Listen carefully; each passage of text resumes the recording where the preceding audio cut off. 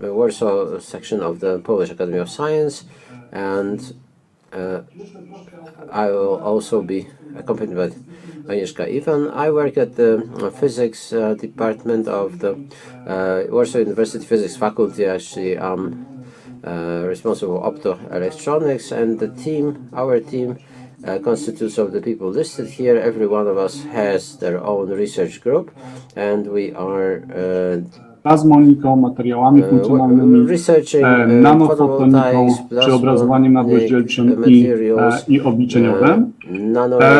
Mamy szerokie kompetencje związane z modelowaniem elektromagnetycznych własności materii i mikro- i nanostruktur. Również mamy narzędzia do wytwarzania i charakteryzacji tychże nanostruktur.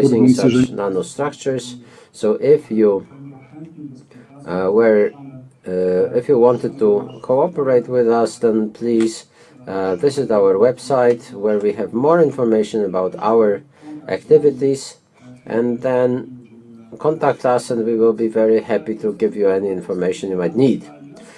Coming back to the topic of this presentation, I will mainly focus on the optic methods of improving the efficiency of solar cells or photovoltaic cells, without going into details of how those cells actually work from the electrical point of view.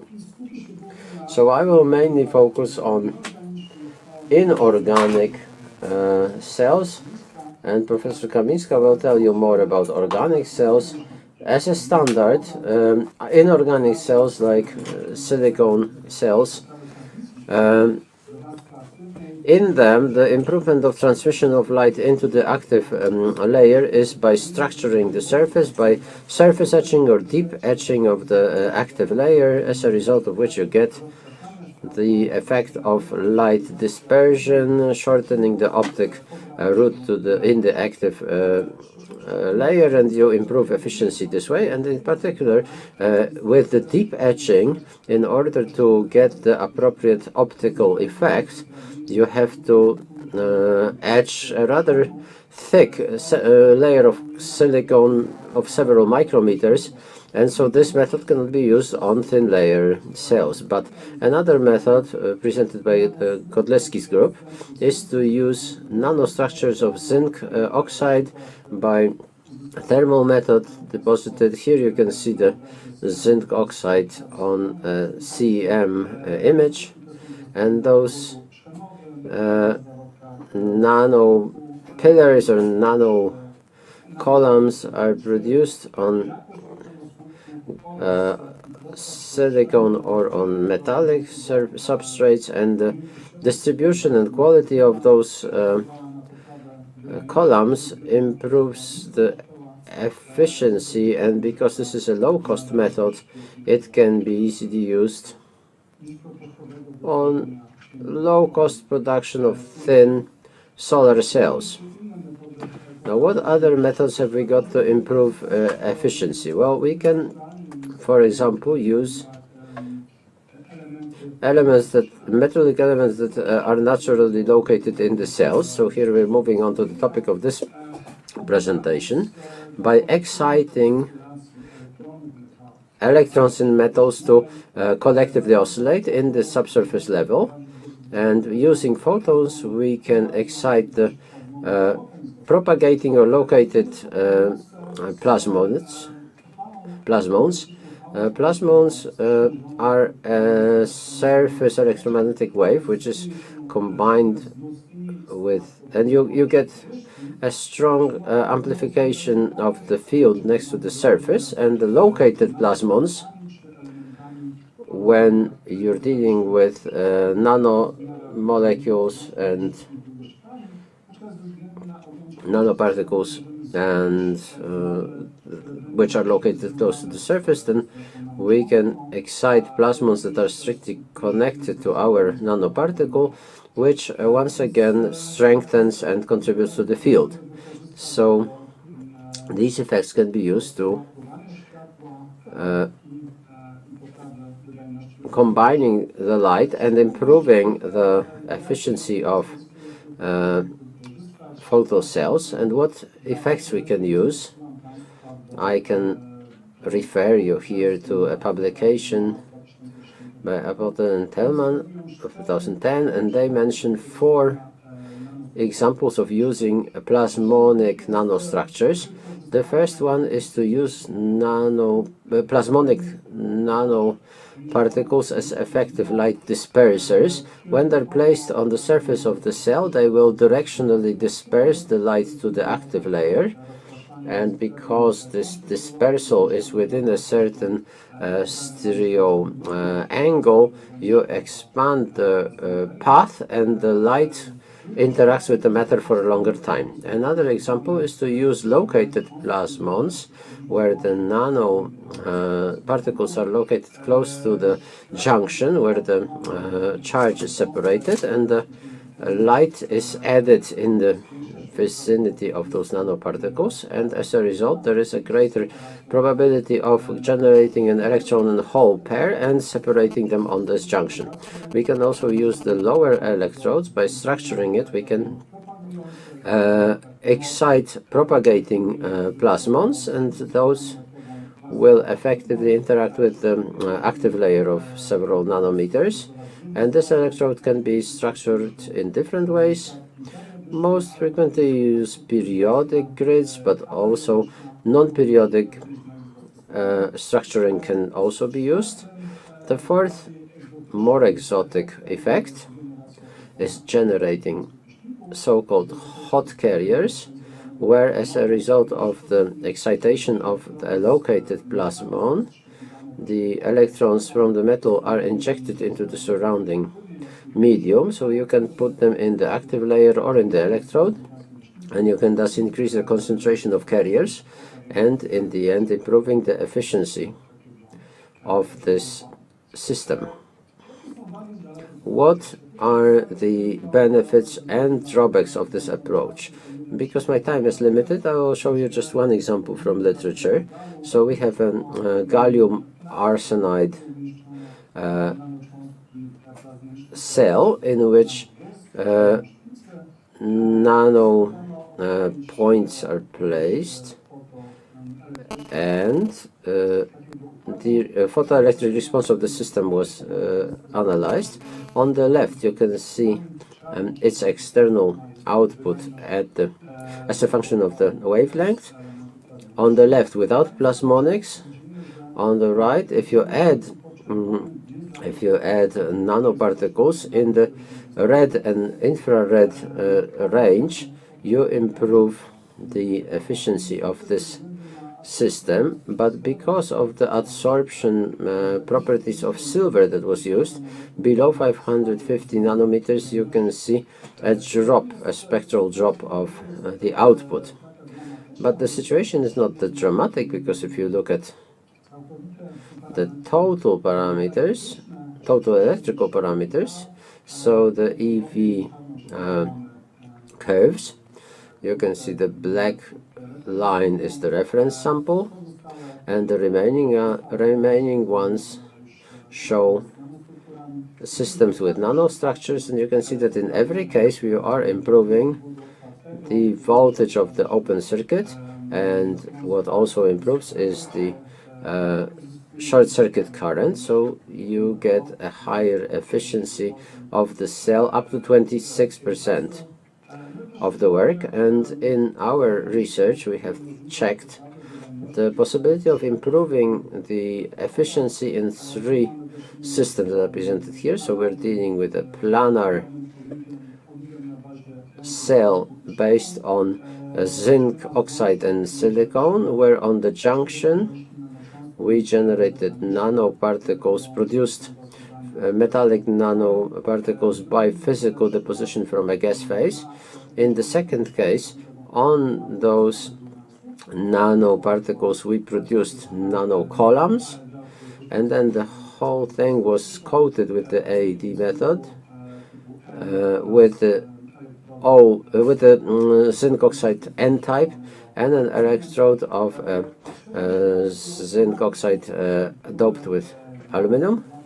And in the third case, the nanoparticles were placed directly on the nano columns that were grown on a silicon substrate, and we wanted to check to what extent plasmonics would allow us to improve efficiency, and how, from the technology point of view, how do measures like placing nanostructures, plasmonic nanostructures, would influence the operation of the cells. So we first made calculations checking which materials and which sizes of nanoparticles would be optimum, and it turns out that for these applications it would be better to use aluminum, because adsorption in this material occurs in the ultraviolet range. So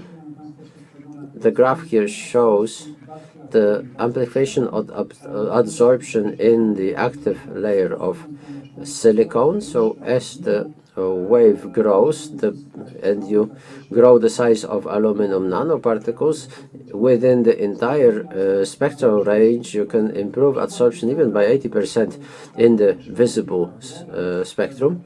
In the case of silver, as I have shown, below 500 nanometers, you see a negative impact of plasmonic structures because of the adsorption on silver, but above this range we can get a 50% improvement in efficiency. The nanoparticles were produced by physical deposition from the gas phase, which is a low-cost method, and it allows us to create nanostructures on substrate over a large surface area. By depositing thin layers of metal, like several nanometers layers, you get natural separation or disintegration of this layer, so you get nanoparticles which are spheroidal in shape, of course with some distribution of sizes, but with very specific plasmonic properties. And on the right I want to show you the reflection ratio from the non-structured surface. Well, here you can see very clear plasmonic resonances that depend both on the material and the shape and size of the nanoparticles. What is also visible is that the use of this method produces very dense nanoparticle, several thousand per square millimeter. So if you produce such nanoparticles, you can get a lot of reflection, so you get a partial shielding of the active layer, and this could only worsen but not improve the properties. So as a result, we had to develop a method for controlling both the size and the density of nanoparticles, and by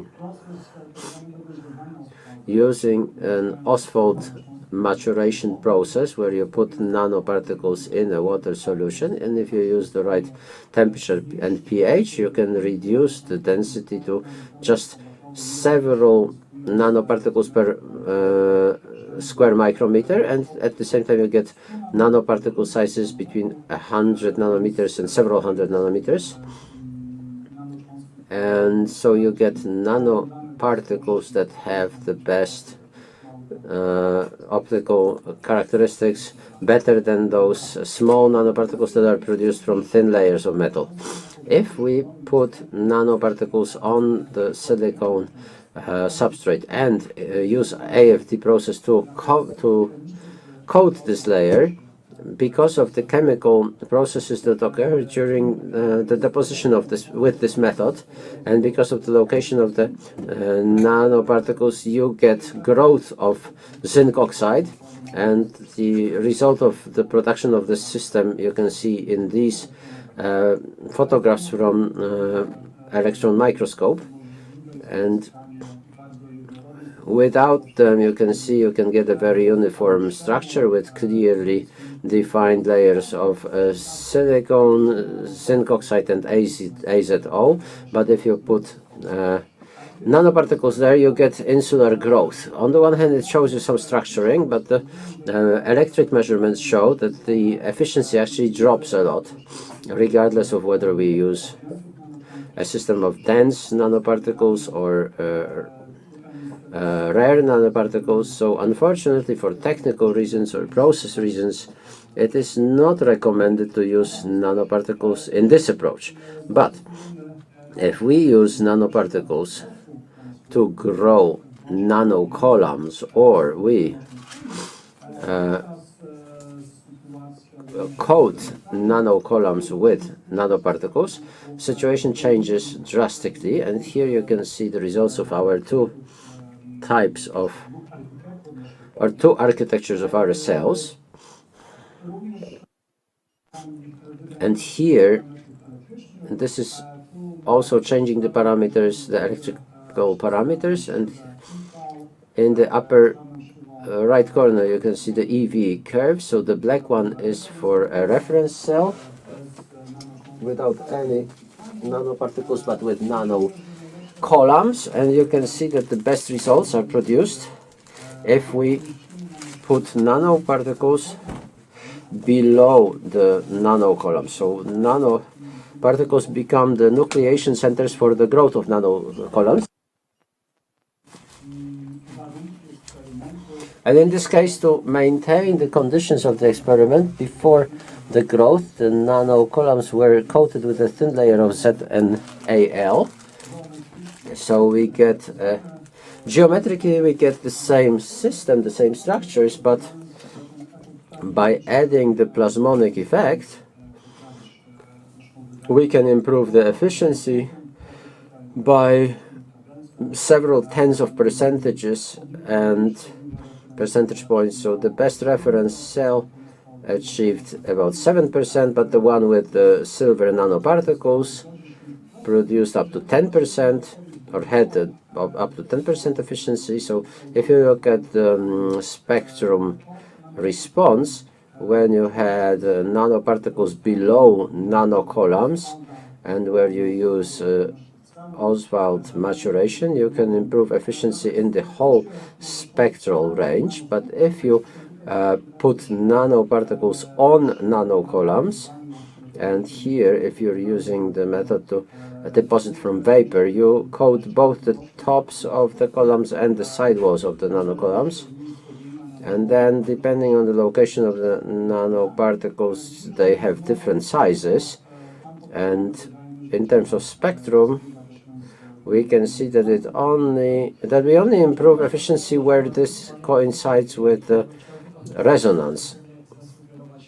I would like to suggest that we have to stick to the allotted time, and you're running out of it. So if you could, you've got maybe 5 minutes to wrap up your presentation. That's a good moment where you told me, because I only have the summary slide now. So, as a result of our research, we have proven that the use of plasmonic phenomena significantly improves the efficiency of inorganic cells in heterostructural systems with zinc oxide.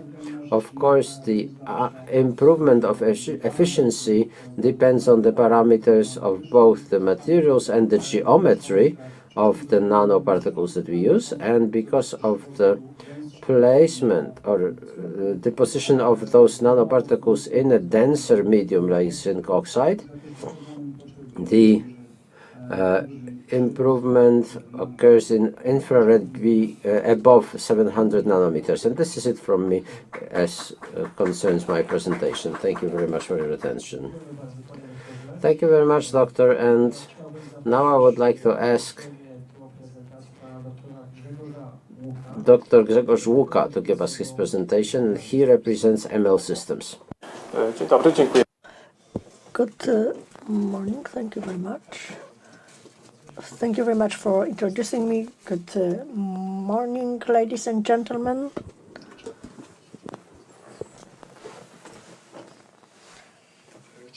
So I would like to tell you about the possibilities of application of the method of atomic layer deposition for quantum glass technology, which we are developing in our company. It was mentioned in the first panel, and I will just mention very briefly the quantum glass technology, and then I will discuss the principles of atomic layer deposition, ALD, and its main advantages, and then I will tell about its applications in quantum glass. And there are 3 specific applications.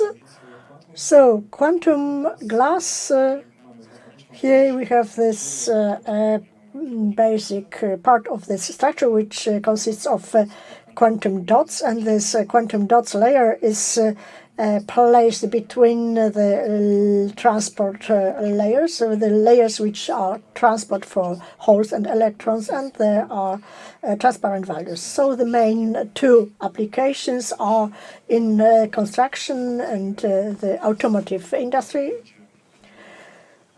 And in construction, we will make large windows which will be visible, transparent in the visible light level, and will absorb the light in the infrared level, and the infrared will be used mainly for generation of the electric power. And the presentation and the other applications, there are 3 applications. These are transparent, conductive layers, transport, electron and hole transport layers.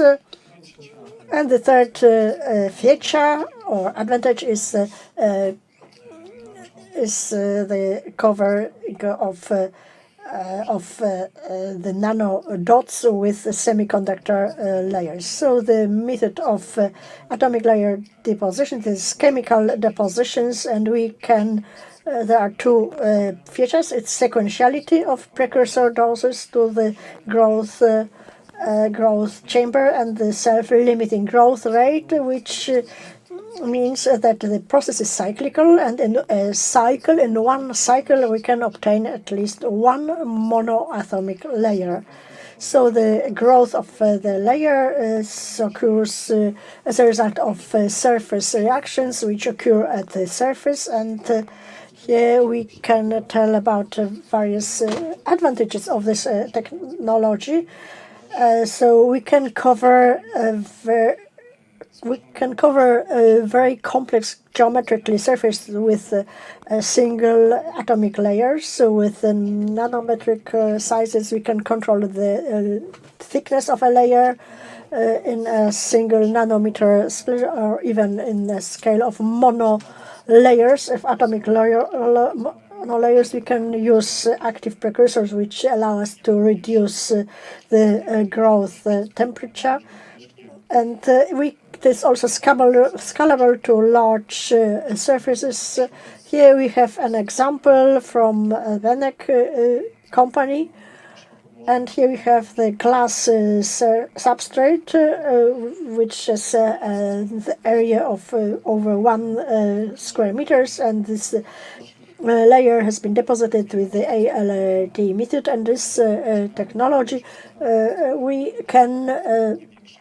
can place our layers on substrates as twice as large as this one. And here I can show you 3 areas of application. The first one is application for the use of conductive layers, and here we have this example of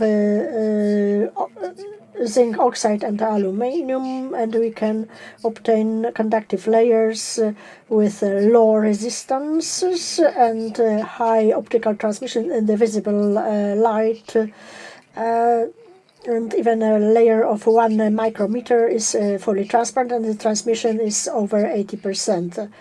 And even though we have the sequentiality of doping, we can see that the distribution is uniform, and for some small compositions there are some non-uniformities, but they can be eliminated by annealing in the temperatures of 300 or degrees or 400 degrees. So this technology, even though it is sequential, can yield uniform layers with uniform dope distribution. And with regard to transparent conductive films, we can modify their surface properties. Here we have an example. We have reduced the exit work from zinc oxide electrode by using this very thin film containing magnesium, and here the electron structure has been modified at the surface, so the exit work has changed, and these electrodes can be used as low exit work electrodes, and the magnesium exists only at the surface, and it does not go into deeper layers. So this process does not change the surface morphology. And here on the right hand side we can see the layer without the film, without magnesium, and with magnesium. So the morphology is very similar, the same roughness, and it does not cause any substantial changes in the morphology and structure of structures which are deposited on these electrodes. And here on the left-hand side we have an example of the structure. It is a rectifying structure which reduces this, and the rectifying conductor is shown here on the right-hand side. And the second application, which I can see, this is N-type layer of zinc oxide, which is obtained by the ALD technology. And using the process, depending on the process parameters and the annealing of these films, we can control electric parameters. And here we have an example of concentrations of free electrons from 10 to 15, 10 to 15 or to 10 to 19, so 4 orders of magnitudes. And here on the right hand side on this photographs we can see that this change of parameters does not change anything else, like the structure or morphology, which is also essential for depositing of the subsequent layers on these substrates. Here you can see the energy diagrams, which are obtained by experiments by measurements, XPS and GPS. And here you can see the explanation of the change in diode properties depending on the allocation of or deployment of energy levels. And the final examples concerning the core shell nanostructures, electro ALD. So here we have an example of TiO2 and ZNO core shell layer, which covers nanofibers. And on the right hand side, it is a very thin layer of cadmium sulfide deposited on the nano dots, and we can see it. So this technology with regard to applications in covering nanostructures with very thin and accurate layers is really excellent and it's unsurpassed. And finally, I have presented the principles of the ALD technology and the application of ALD in the quantum glass technology, which concerned these 3 areas as conductive layer, transport layers, and conformal coatings. Thank you.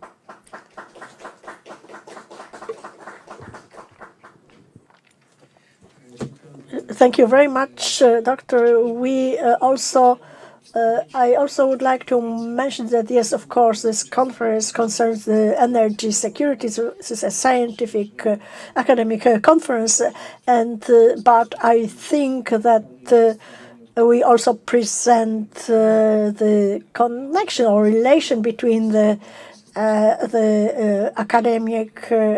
academia or science and the business, as we want the technology serve us all. And we also talked during a break that presenting this to the public, maybe this need for the technological revolution in terms of energy provision is key. It's not just a want, but this is necessary, for instance, for the defense industry, where new energy sources will be needed in the future. So thank you very much, Doctor. And I would like to ask Ms. Professor Kamińska to present her paper on challenges and methods of testing of photovoltaic structures of third and fourth generations. Professor, the floor is yours.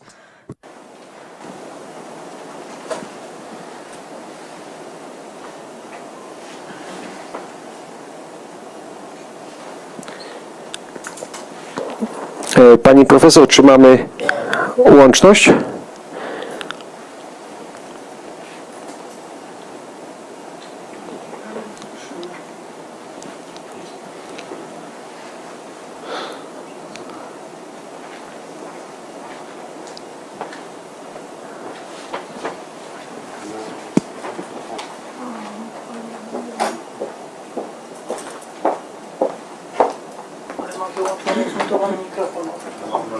Pani profesor, tutaj mamy prośbę od ekipy technicznej, czy mogłaby Pani włączyć mikrofon, bo pokazuje, że... Mam włączony już w tej chwili mikrofon.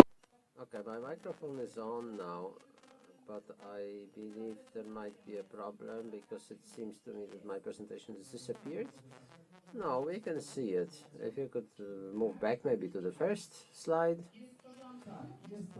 Yes, your presentation is here, so we can see it, so you're invited to present it. All those meetings that are not face-to-face are a bigger challenge, really.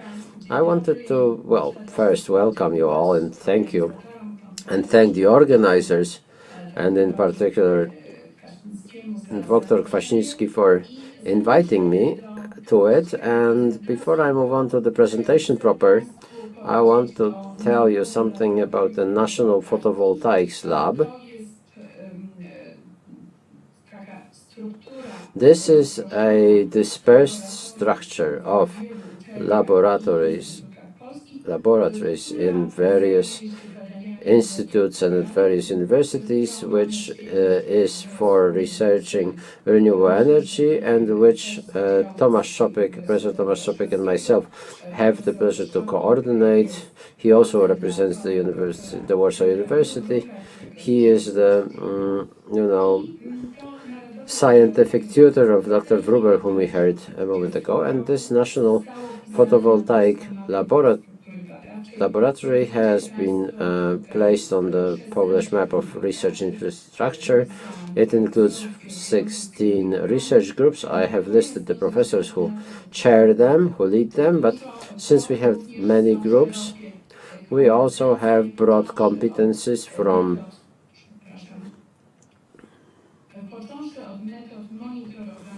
methods for monitoring the atmospheric conditions, so weather, pollution, greenhouse gases, energy stores, recycling of materials for energy stores, including micro stores. We have broad competences in various types of photovoltaic panels, starting with the second generation, but also the third generation. We also deal with recycling. We work on passive cooling systems, so layers that provide this cooling, solutions for photovoltaic systems with self-cleaning layers for panels, or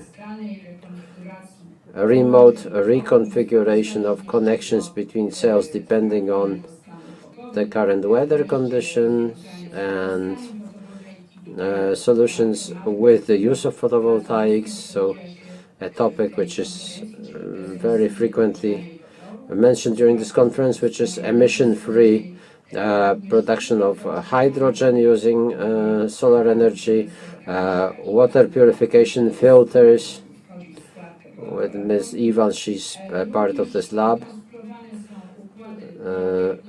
We also design systems for diagnosing photovoltaic equipment, particularly mobile ones that can be used by the members of the consortium, but also by industry. And finally, our last competence of this lab is, you have seen that it has many universities and colleges in it, so they can ensure high-quality education on renewable energy, particularly to young people, students, but also to employees of photovoltaic companies.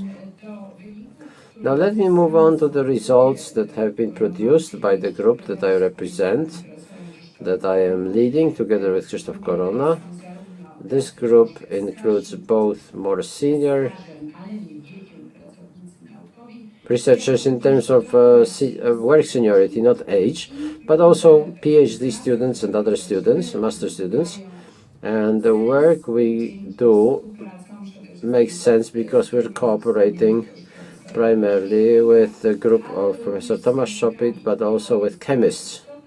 It's very important because we're dealing with organic solar cells, perovskite solar cells, and their chemical modifications are of great importance. So we have groups from the chemical faculty of the University of Warsaw, Professor Skowski, Karna, and also the professor you've seen before.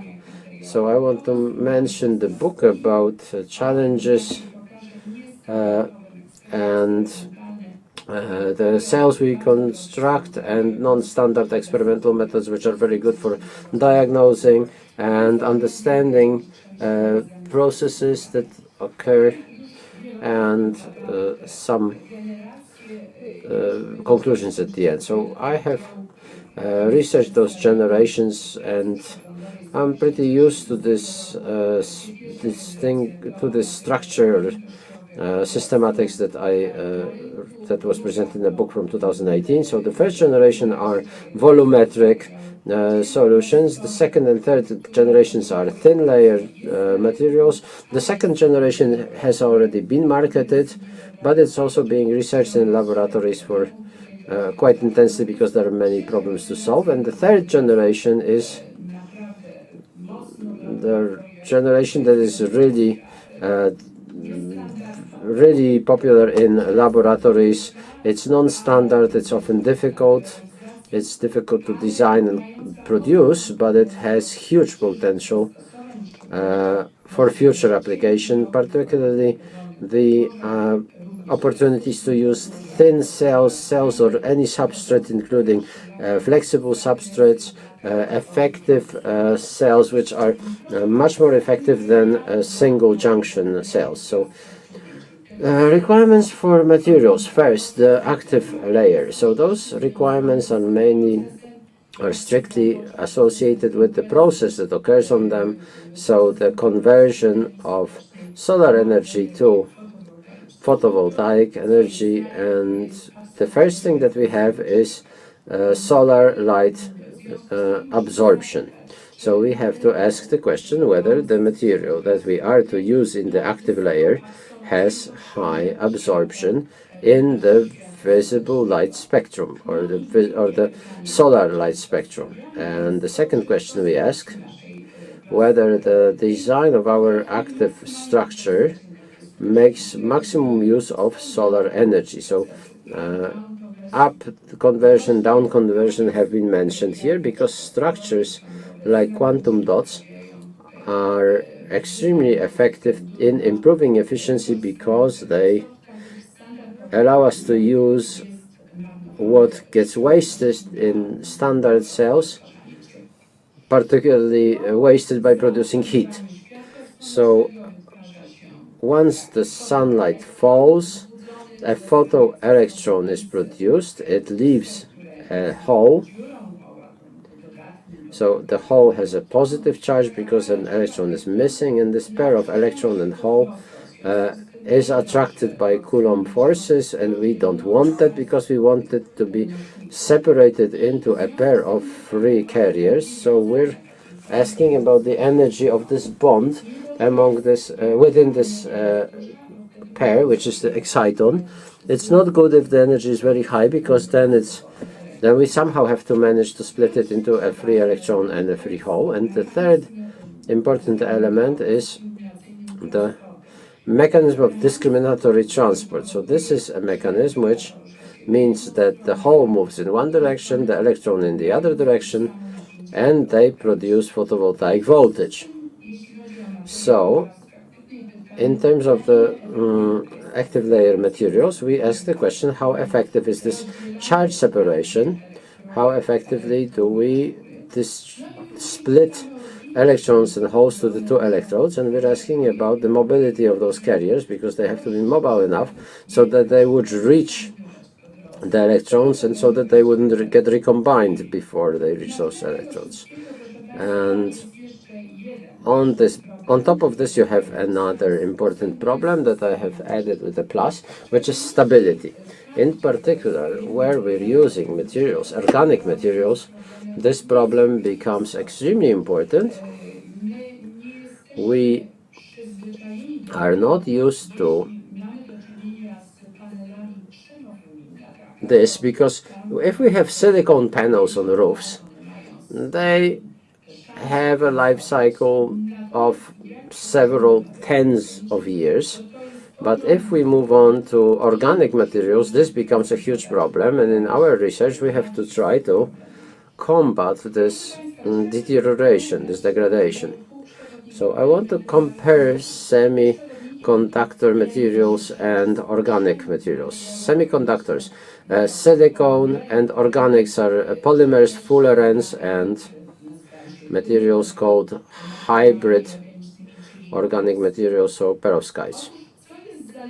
So what is a great advantage of organic materials is that they have huge absorption rates. Light is extremely intensely absorbed.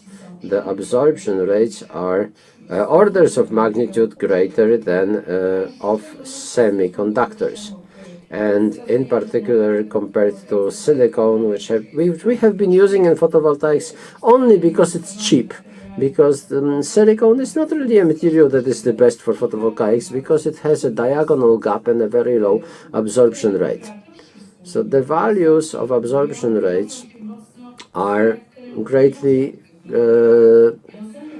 determined by the type of bonds in those materials. Covalent bonds have low energy bands, and the density of electron states is much lower than in organic materials, where you have atomic layers, and there the densities of states are higher, so the absorption rates are also higher.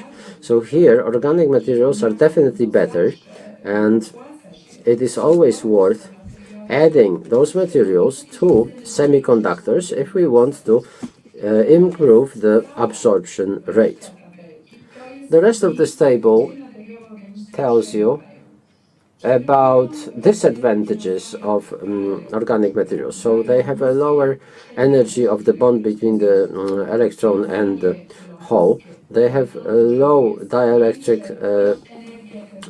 permeability, so the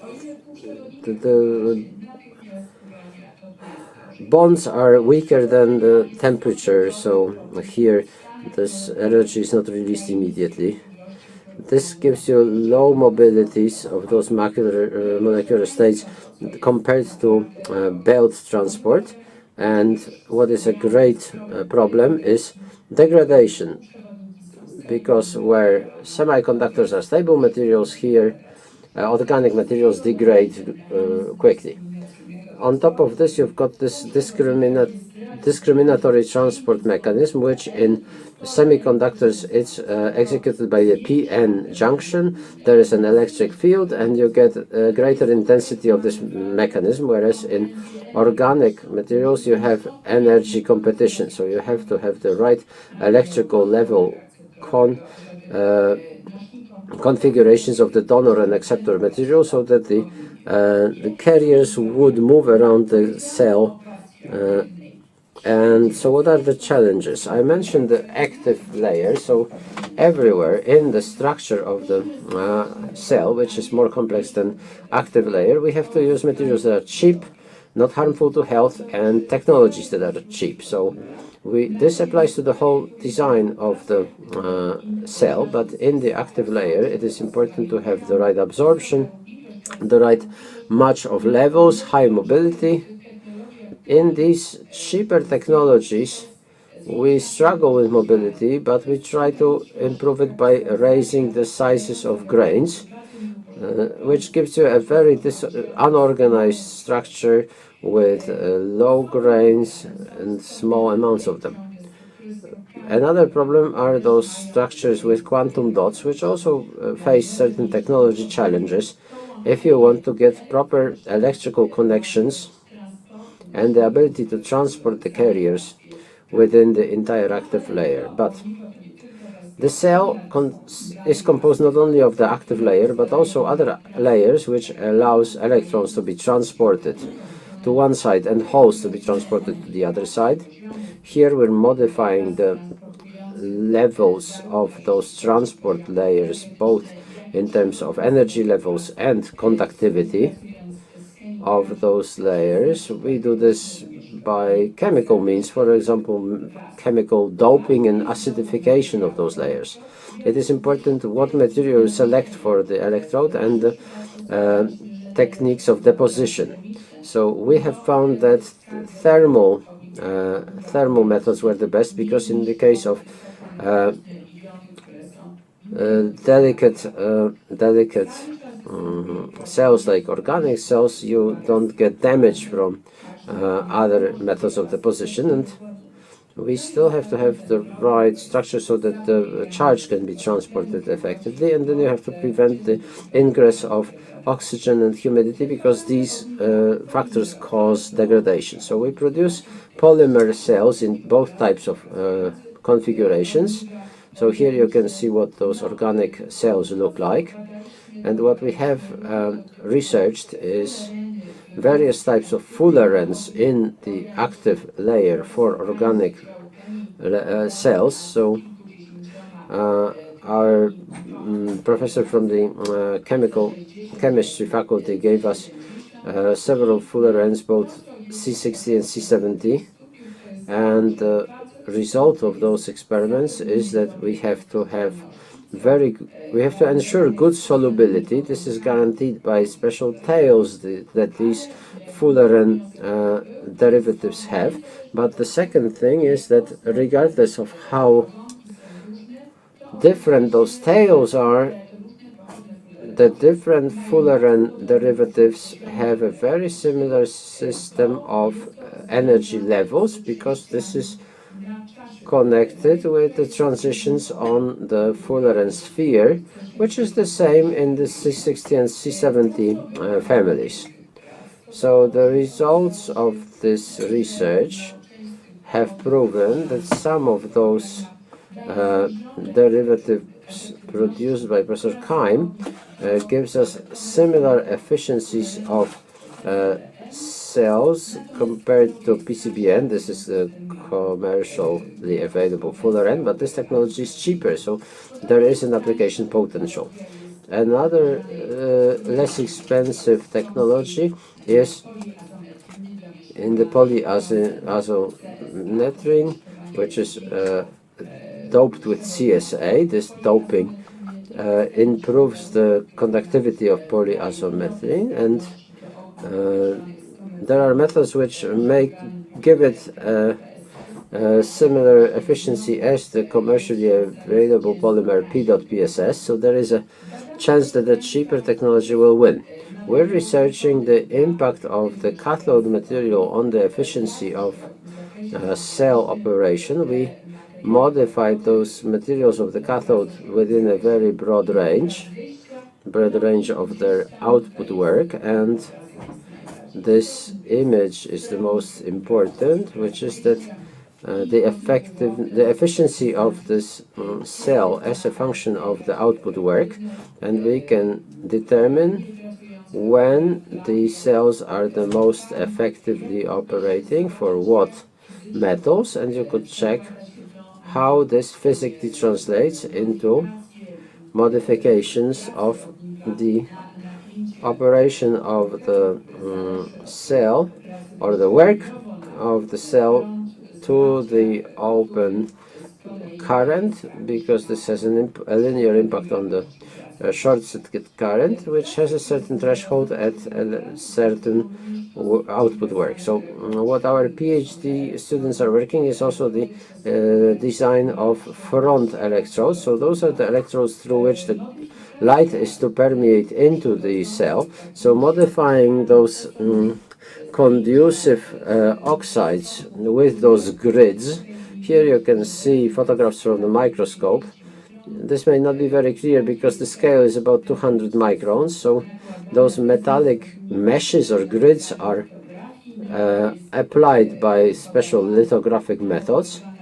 On them, a layer of a conducive oxide is grown, and a figure of merits, as it turns out, for those modified electrodes are higher, significantly higher than those of an unmodified electrode, which is 1.71.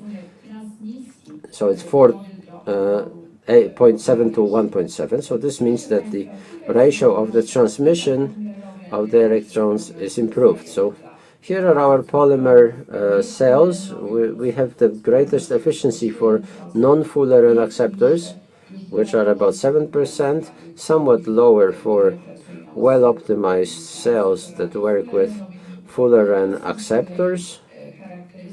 And then you've got the characteristics and the configurations of the perovskite cells that we produce.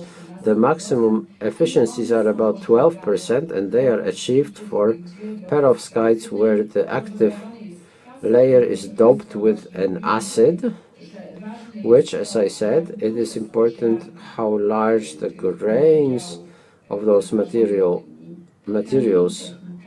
produced by those inexpensive technologies are, and by adding acid we can increase the size of grains almost twice, which improves the efficiency. Here I want to tell you that we're also working on degeneration processes, so we determine the kinetics and the lifetimes depending on the modification of the material. Here we have a rather effective method for coating photovoltaic cells, which are then not degraded. We have developed this together with Marek Krążewski group. So we coat with AFD, but we just want to make sure that the coating does not cause the efficiency to drop in the first step.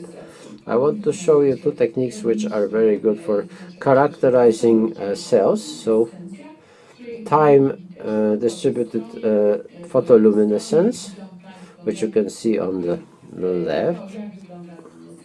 So here you can see the luminescence of one component, the Fullerene or the polymer layer, and the Fullerene one. You can see strong luminescence, and if you mix those two components you get very low luminescence and disappears very quickly, which means that you get very quick separation of carriers to the two components, and these cannot be recombined. So we can say that those two components work very well in the cell. If the luminescence is very high, which does occur for other pairs, this means that these two components recombine and they do not separate the two carriers, that is electrons and holes. Here we get very similar effects which we observe by electron spin resonance. The unlit material of the active layer shows you the zero signal, but once you illuminate it, you see two lines. One is the electron on the Fullerene side and the hole on the second on the hole on the polymer side. These are our experimental systems, and at the end I want to tell you about something that we have started using recently. This is this method of diagnostics, which turns out to be very useful, and that is cathodoluminescence. We use a scanning microscope, electron microscope, and we can see luminescence on a nanoscale here. And here you can see this perovskite grain, where the luminescence of the material into which the perovskite decomposes when it degrades, that is lead iodine.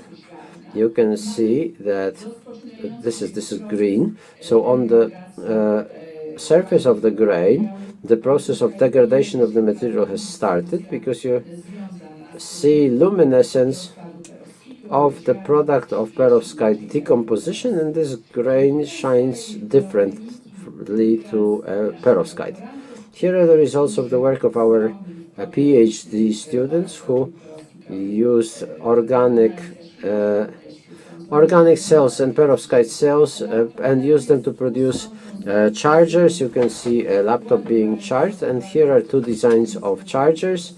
One developed together with Professor Czerwiński from the chemical faculty, and the use of ion lithium batteries and our cells again, and the charger that uses super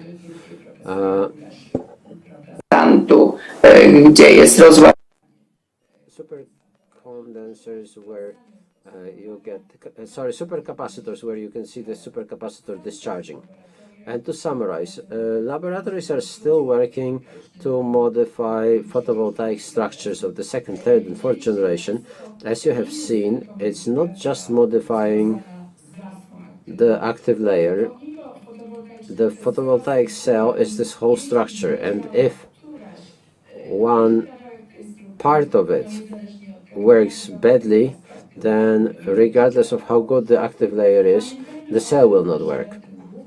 Let's remember that the main problem of the very promising organic or hybrid organic materials is their durability, the problem that they degrade, but they have such incredible advantages that they could give us completely new, unimaginable thin structures on flexible layers, on flexible substrates. So we really have to learn how to combat this degradation. We need to understand the degradation and somehow prevent it. And what has been emphasized in previous presentations, there is a huge potential for cells that have quantum dots, multi-junction cells or modified cells where you have both the junction and the quantum dots, and these cells could at least potentially achieve very high efficiencies. And hybrid cells where we put organic materials into inorganic materials with junctions, those are very attractive solutions, because like I said, adding organic material means you're introducing a material that has very high absorption, so it definitely improves the use of solar energy. But we always have to remember that when you add organics, you start having to combat degradation. And what I have already said is that optimizing cells is not just about optimizing the active layer. A moment ago we had a presentation about the work on ALD, on layers that can be both contact layers and the layers that selectively transport different carriers. All of this requires optimizing in laboratories. So thank you very much. Thank you very much, Professor. So, ladies and gentlemen, thank you for your attention. The technologies, the quantum technologies are a real revolution, and you know, quantum glass is like technologies from James Bond. I'm very happy that we have a Polish company that is active in this area, and well, just don't sell it when you have developed it, so that it would actually benefit our country and not another one. So, ladies and gentlemen, thank you very much. I would like to thank the panelists. I would like to thank the professor and the doctors. And let's see, at the last panel dealing with quantum matters, that will be at 12:45.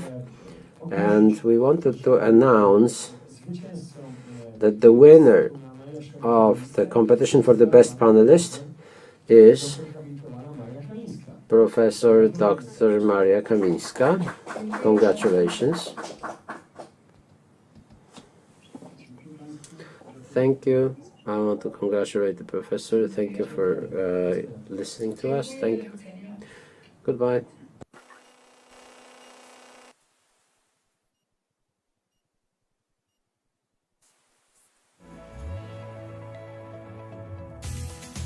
Podejmujemy działania,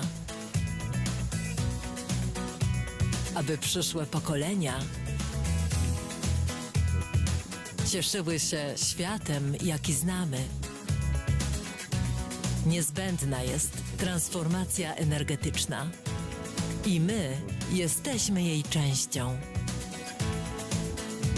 W Centrum Badawczo-Rozwojowym tworzymy innowacje w skali świata.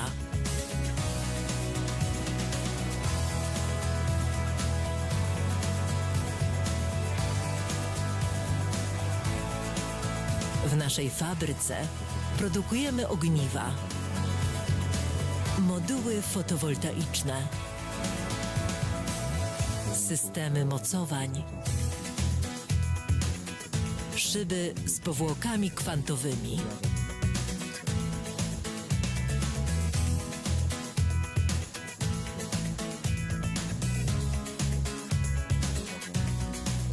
szyby, które świecą.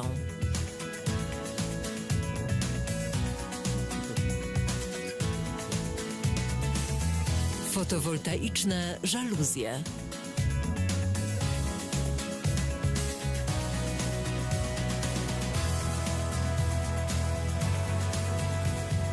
Fotowoltaiczne fasady wentylowane. Fotowoltaiczne fasady. Fotowoltaiczne świetliki. Kolorowe moduły fotowoltaiczne.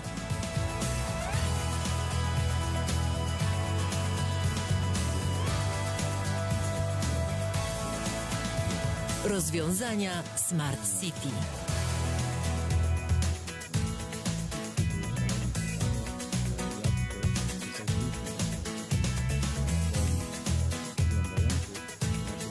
Dostarczamy kompletne rozwiązania systemów fotowoltaicznych zintegrowanych z budynkami. Szyby, które grzeją. Parapety, które grzeją i ładują.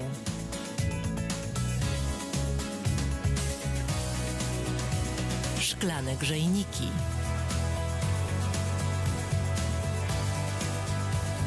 Szyby ze zmienną przeziernością.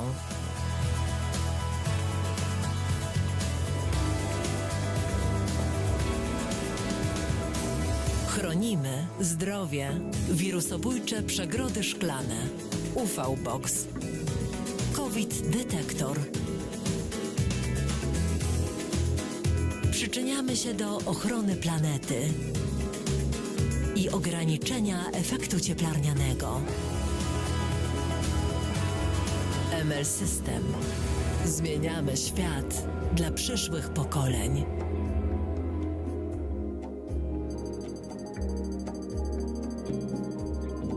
Sieć LTE 450 to niezawodna i bezpieczna, szerokopasmowa transmisja danych na potrzeby energetyki. ML System. Zmieniamy świat dla przyszłych pokoleń. Które możemy porównać do tych wykorzystywanych na smartfonie. Natura to skarb. LTE 450 umożliwia monitoring dużej liczby Dbamy urządzeń, o środowisko.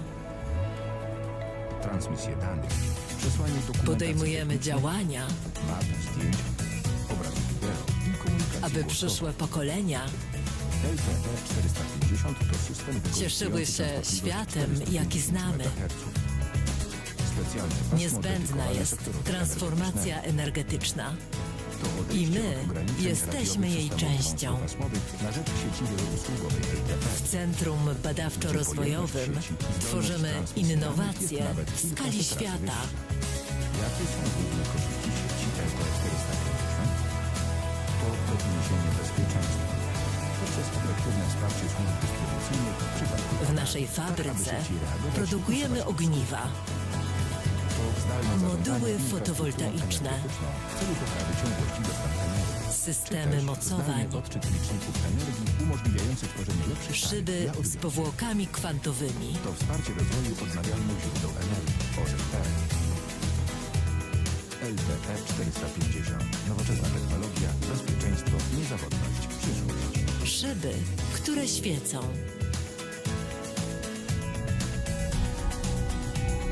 Od tysiącleci człowiek odkrywa świat oraz mechanizmy nim rządzące. Fotowoltaiczne żaluzje. Napędza nas pragnienie poszerzania wiedzy i lepszego zrozumienia świata. Potrzebna jest do tego odwaga, która pozwala nam docierać tam, Fotowoltaiczne fasady wentylowane. i odpowiedzialność, która sprawia, że naszą wiedzę Fotowoltaiczne wykorzystujemy fasady. dla wspólnego dobra. Podstawowym obszarem naszej działalności jest wydobycie gazu Fotowoltaiczne ziemnego, ropy świetliki. naftowej oraz sprzedaż tych surowców. Jesteśmy liderem rynku gazu w Polsce, notowanym na GPW. Kolorowe Działamy globalnie. moduły fotowoltaiczne. Stale poszerzamy wiedzę, prowadzimy badania i inwestujemy w nowe technologie. Ma to kluczowe znaczenie dla ekspansji i przyszłości naszego Rozwiązania przedsiębiorstwa. Smart City. Jesteśmy wiarygodnym i pewnym dostawcą do naszych partnerów biznesowych i klientów. Gwarantujemy stałość dostaw i najwyższą jakość produktów. Dostarczamy kompletne Zapewnia to naszym rozwiązania kontrahentom poczucie systemów bezpieczeństwa i warunki fotowoltaicznych stabilnego rozwoju. zintegrowanych z budynkami. Szyby, które grzeją. Strategia działania PGNiG opiera się przede wszystkim na Parapety, poszukiwaniu które i grzeją eksploatacji i złóż ładują. znajdujących się na terenie kraju i za granicą. Dzięki temu Polska wzmacnia swoją Szklane niezależność grzejniki. energetyczną. Chcąc dywersyfikować źródła pozyskiwania surowców, importujemy gaz z Szyby rynków ze zagranicznych. zmienną przeziernością. Istotna część przyszłych dostaw będzie pochodzić z Ameryki Północnej. Poszukujemy i eksploatujemy złoża ropy naftowej i gazu ziemnego na norweskim szelfie kontynentalnym, a Chronimy także w Pakistanie zdrowie, i innych częściach świata. wirusobójcze przegrody Całość tych szklane. działań sprawia, że jesteśmy UV-box. kluczowym gwarantem bezpieczeństwa energetycznego detektor. Polski. Gaz ziemny jest najlepszym rozwiązaniem dla każdego przedsiębiorstwa, Przyczyniamy się do które pragnie ochrony działać w zgodzie planety ze środowiskiem naturalnym. i Korzystując z ograniczenia zasobu ukryte efektu w naszej ziemi, cieplarnianego. troszczymy się jednocześnie o przyszłe pokolenia. Naszym ML celem jest System. ciągły rozwój i dostarczanie Zmieniamy efektywnych świat rozwiązań dla energetycznych. przyszłych pokoleń. To dzięki temu jesteśmy dzisiaj obecni niemal w każdym Kocham bałtycki wiatr. To ekstra zabawa! PGNiG. To też moc, którą Odkrywamy PGE przyjazną napędzi energię. morskie farmy wiatrowe. Bałtycki wiatr rozwija nam żagle. Rozwinie też naszą gospodarkę, zasilając ponad 5 milionów gospodarstw domowych. Ten wiatr może dotrzeć wszędzie. Bezpieczny przesył energii Już niedługo PGE zmieni jego moc w zieloną energię systemu i prześle ją wprost do Ciebie. pracownicy polskich sieci PGE Polska Grupa Energetyczna. Moc bałtyckiego wiatru w Twoim domu. przechowywać.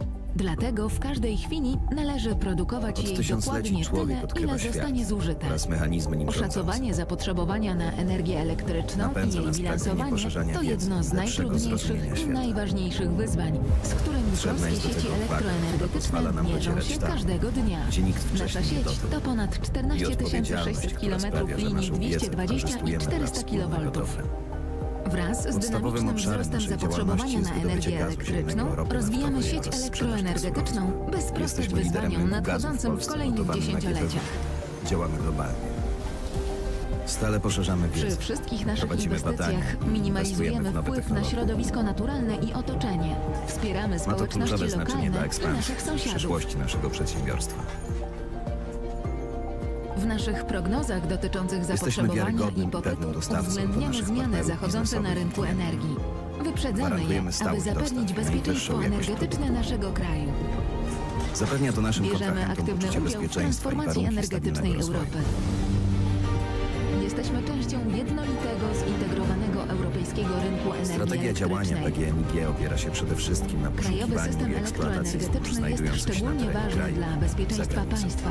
Dlatego przykładamy ogromną Dzięki temu wagę do Polska fizycznej wzmacnia swoją ochrony naszej niezależność infrastruktury energetyczną. i cyberbezpieczeństwa systemu. Chcąc dywersyfikować źródła pozyskiwania Polskie surowców, sieci importujemy gaz z elektroenergetyczne rynków realnie zagranicznych. wpływają na polską Istotna część gospodarkę. przyszłych dostaw będzie pochodzić z Ameryki Północnej. Poszukujemy i eksploatujemy złoża ropy naftowej i gazu ziemnego na norweskim szelfie kontynentalnym, a także w Pakistanie i innych częściach świata. Całość tych działań sprawia, że jesteśmy kluczowym Polskie gwarantem sieci bezpieczeństwa elektroenergetyczne. energetycznego Polski. Energia Gaz w ziemny dobrych jest rękach. najlepszym rozwiązaniem dla każdego przedsiębiorstwa, które pragnie działać w zgodzie ze środowiskiem naturalnym. Wykorzystując zasoby ukryte w naszej ziemi, troszczymy się jednocześnie o przyszłe pokolenia. Naszym celem jest ciągły rozwój i dostarczanie efektywnych rozwiązań energetycznych. To dzięki temu jesteśmy dzisiaj obecni niemal w każdym polskim domu. PGNiG. Odkrywamy przyjazną energię. Od ponad 15 lat Gaz System zarządza siecią przesyłową w Polsce. Energia elektryczna towarzyszy nam w każdej chwili życia. Za stały i bezpieczny przesył energii elektrycznej w całej Polsce oraz bilansowanie krajowego systemu elektroenergetycznego odpowiadają pracownicy polskich sieci elektroenergetycznych. Energii elektrycznej nie da się przechowywać, dlatego w każdej chwili należy produkować jej dokładnie tyle, ile zostanie zużyte. Oszacowanie zapotrzebowania na energię elektryczną i jej bilansowanie to jedno z najtrudniejszych i najważniejszych wyzwań, z którymi polskie sieci elektroenergetyczne mierzą się każdego dnia. Nasza sieć to ponad 14 600 km linii 220 i 400 kV. Wraz z dynamicznym wzrostem zapotrzebowania na energię elektryczną rozwijamy sieć elektroenergetyczną, by sprostać wyzwaniom nadchodzącym w kolejnych dziesięcioleciach. W dostarczaniu czystej, konkurencyjnej cenowo i stabilnej. Przy wszystkich naszych inwestycjach minimalizujemy wpływ na środowisko naturalne i otoczenie. Wspieramy społeczności lokalne i naszych sąsiadów. A ponad wszystko zmieniamy W naszych prognozach dotyczących zapotrzebowania i popytu uwzględniamy zmiany zachodzące na rynku energii. Wyprzedzamy je, aby zapewnić bezpieczeństwo energetyczne naszego kraju. system, który Bierzemy aktywny udział w transformacji energetycznej Europy. Jesteśmy częścią jednolitego, zintegrowanego europejskiego rynku energii elektrycznej. Krajowy system elektroenergetyczny jest szczególnie ważny dla bezpieczeństwa państwa. Dlatego przykładamy ogromną wagę do fizycznej ochrony naszej infrastruktury i cyberbezpieczeństwa systemów. Polskie sieci elektroenergetyczne realnie wpływają na polską gospodarkę.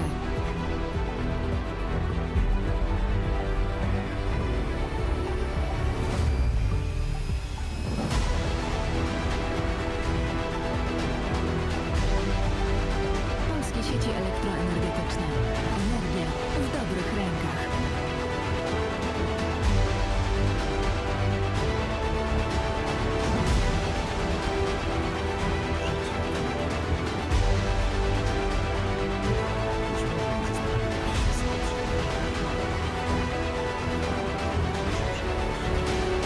Ale dzięki nam masz pewność, że zawsze będzie tam, gdzie jej potrzebujesz. Polska Spółka Gazownictwa to największa spółka grupy kapitałowej PGNiG. Jako narodowy operator systemu dystrybucyjnego i europejski lider tej branży, przez prawie 200 000 kilometrów gazociągów codziennie dostarczamy gaz do ponad 7 milionów odbiorców. Stale czuwamy nad bezpieczeństwem i ciągłością jego dostaw. Chcemy, by z błękitnego paliwa korzystało jeszcze więcej mieszkańców Polski. Dlatego realizujemy strategiczny program rozbudowy infrastruktury dystrybucyjnej. Korytarz północ-południe czy interkonektory. Inwestujemy w tworzenie nowych gazociągów, rozwijamy nowoczesne technologie i podnosimy efektywność podejmowanych działań. Stawiamy także na gazyfikację wyspową. Dzięki stacjom regazyfikacji skroplonego gazu LNG zapewniamy szybki i bezpieczny dostęp do tego paliwa tam, gdzie go wcześniej nie było. Zatrudniamy ponad 3000 Dzięki naszym działaniom wzrasta liczba odbiorców gazu, a proces przyłączenia do sieci dystrybucyjnej PSG jest łatwiejszy niż kiedykolwiek wcześniej. Wystarczy zgłosić się do jednego z prawie 200 miejsc obsługi klienta w całym kraju lub skorzystać z internetowego portalu przyłączeniowego. Ponad wszystko. Polska Spółka Gazownictwa. Dostarczamy paliwo gazowe w sposób ciągły, bezpieczny, z poszanowaniem środowiska naturalnego. Polska Spółka Gazownictwa. Wybieram gaz.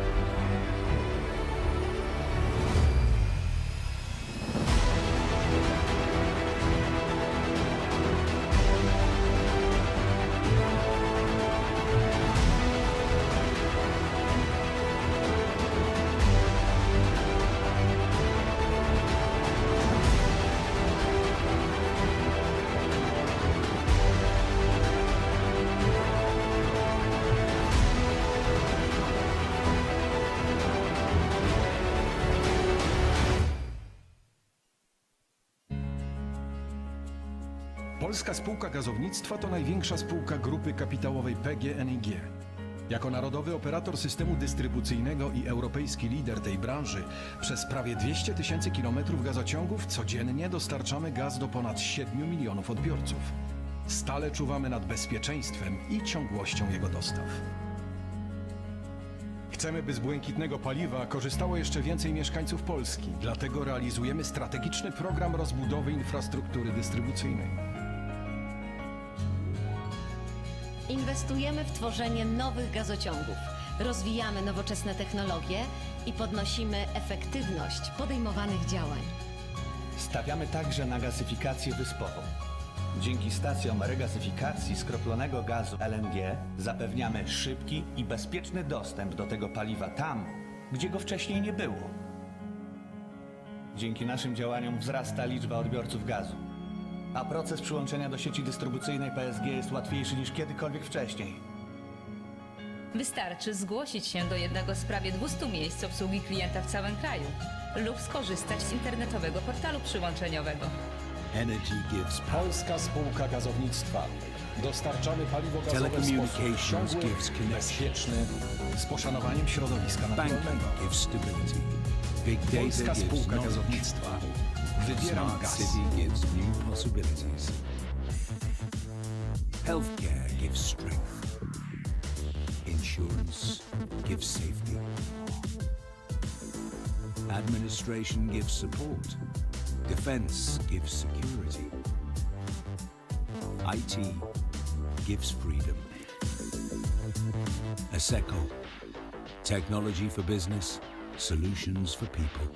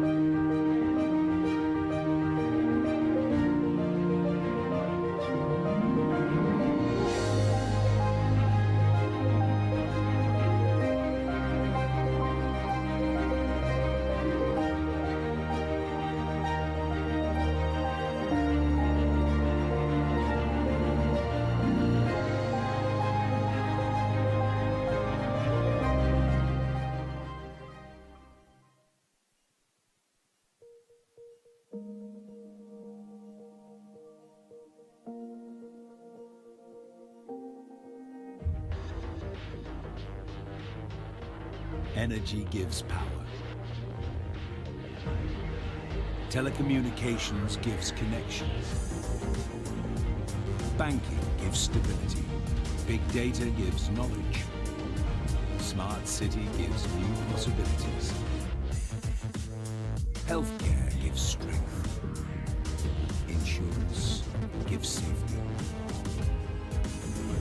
Administration gives support. Defense gives security. IT gives freedom. ASECO. Technology for business, solutions for people.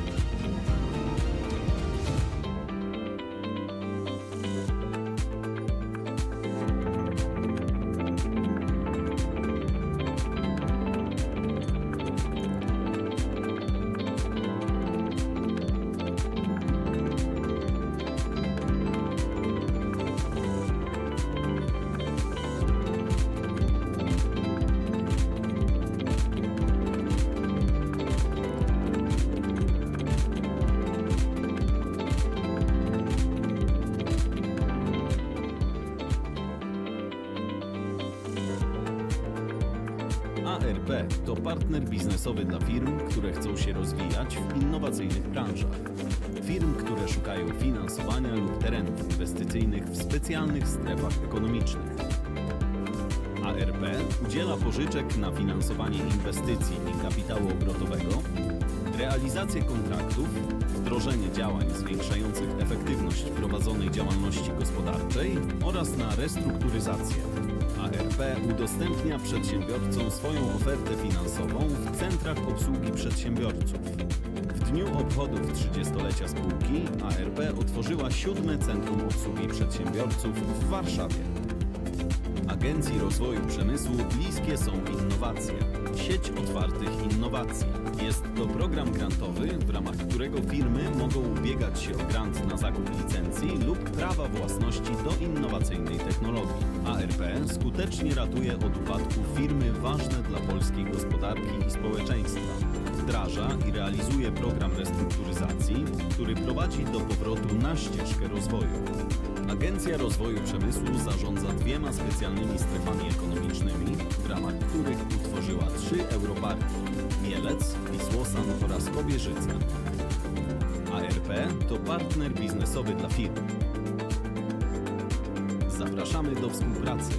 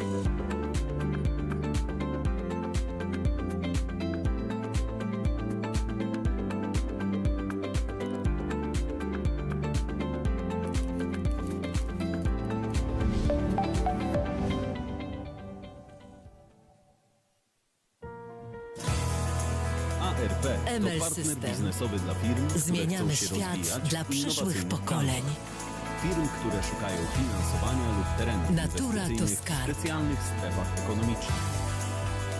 Dbamy ARP o udziela pożyczek środowisko. na finansowanie inwestycji i kapitału obrotowego, realizację Podejmujemy kontraktów, działania, wdrożenie działań zwiększających efektywność prowadzonej aby działalności przyszłe gospodarczej pokolenia oraz na restrukturyzację. ARP cieszyły udostępnia się przedsiębiorcom światem, jaki swoją znamy. ofertę finansową w centrach obsługi przedsiębiorców. Niezbędna jest W dniu transformacja obchodów 30-lecia energetyczna. spółki ARP I my otworzyła 7. jesteśmy Centrum jej Obsługi częścią. Przedsiębiorców w Warszawie. W Agencji Centrum Rozwoju Badawczo-Rozwojowym bliskie są tworzymy Sieć innowacje otwartych w skali innowacji. świata. Jest to program grantowy, w ramach którego firmy mogą ubiegać się o grant na zakup licencji lub prawa własności do innowacyjnej technologii. ARP skutecznie ratuje od W naszej upadku fabryce firmy ważne dla produkujemy polskiej gospodarki ogniwa, i społeczeństwa.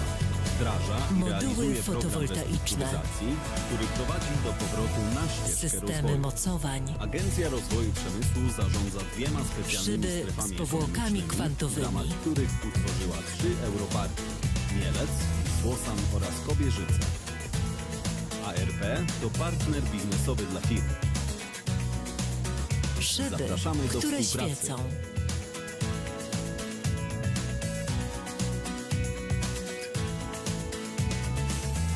Fotowoltaiczne żaluzje.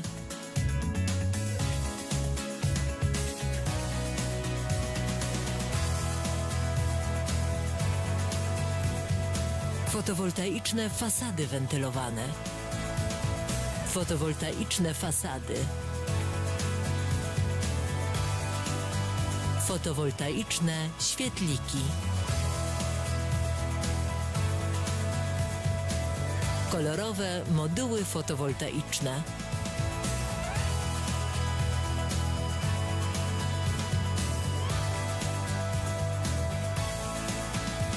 Rozwiązania Smart City.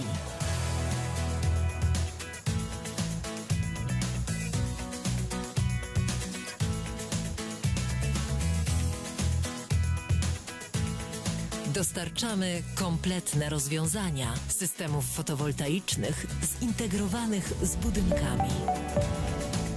Szyby, które grzeją. Parapety, które grzeją i ładują. Zmieniamy świat dla przyszłych pokoleń. Szklany grzejnika. Dbamy o środowisko. Szyby ze zmienną przeziernością. Podejmujemy działania, aby przyszłe pokolenia chronimy zdrowie, wirusobójcze przegrody szklane, jaki znamy. UV-box. COVID-detektor. Niezbędna jest transformacja energetyczna. I my przyczyniamy się do ochrony planety i ograniczenia efektu badawczo-rozwojowym. Tworzymy innowacje w skali świata. Zmieniamy świat dla przyszłych pokoleń.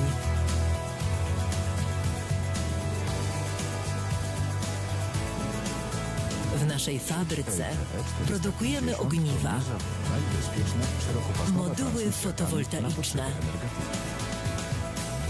systemy mocowań, nowoczesne możliwości komunikacyjne, które możemy szyby porównać do z tych powłokami wykorzystywanych na kwantowymi. LTE 450 umożliwia monitoring dużej liczby urządzeń, transmisję danych, przesłanie dokumentacji Szyby, technicznej, które świecą. zdjęć, pobracie wideo i komunikację głosową. LTE 450 to system wykorzystujący Fotowoltaiczne żaluzje. specjalne pasmo dedykowane sektorowi energetycznemu. To odejście od ograniczeń radiowych systemów wąskopasmowych na rzecz sieci Fotowoltaiczne LTE, fasady wentylowane. gdzie pojemność sieci Fotowoltaiczne fasady. jest nawet kilkaset razy wyższa.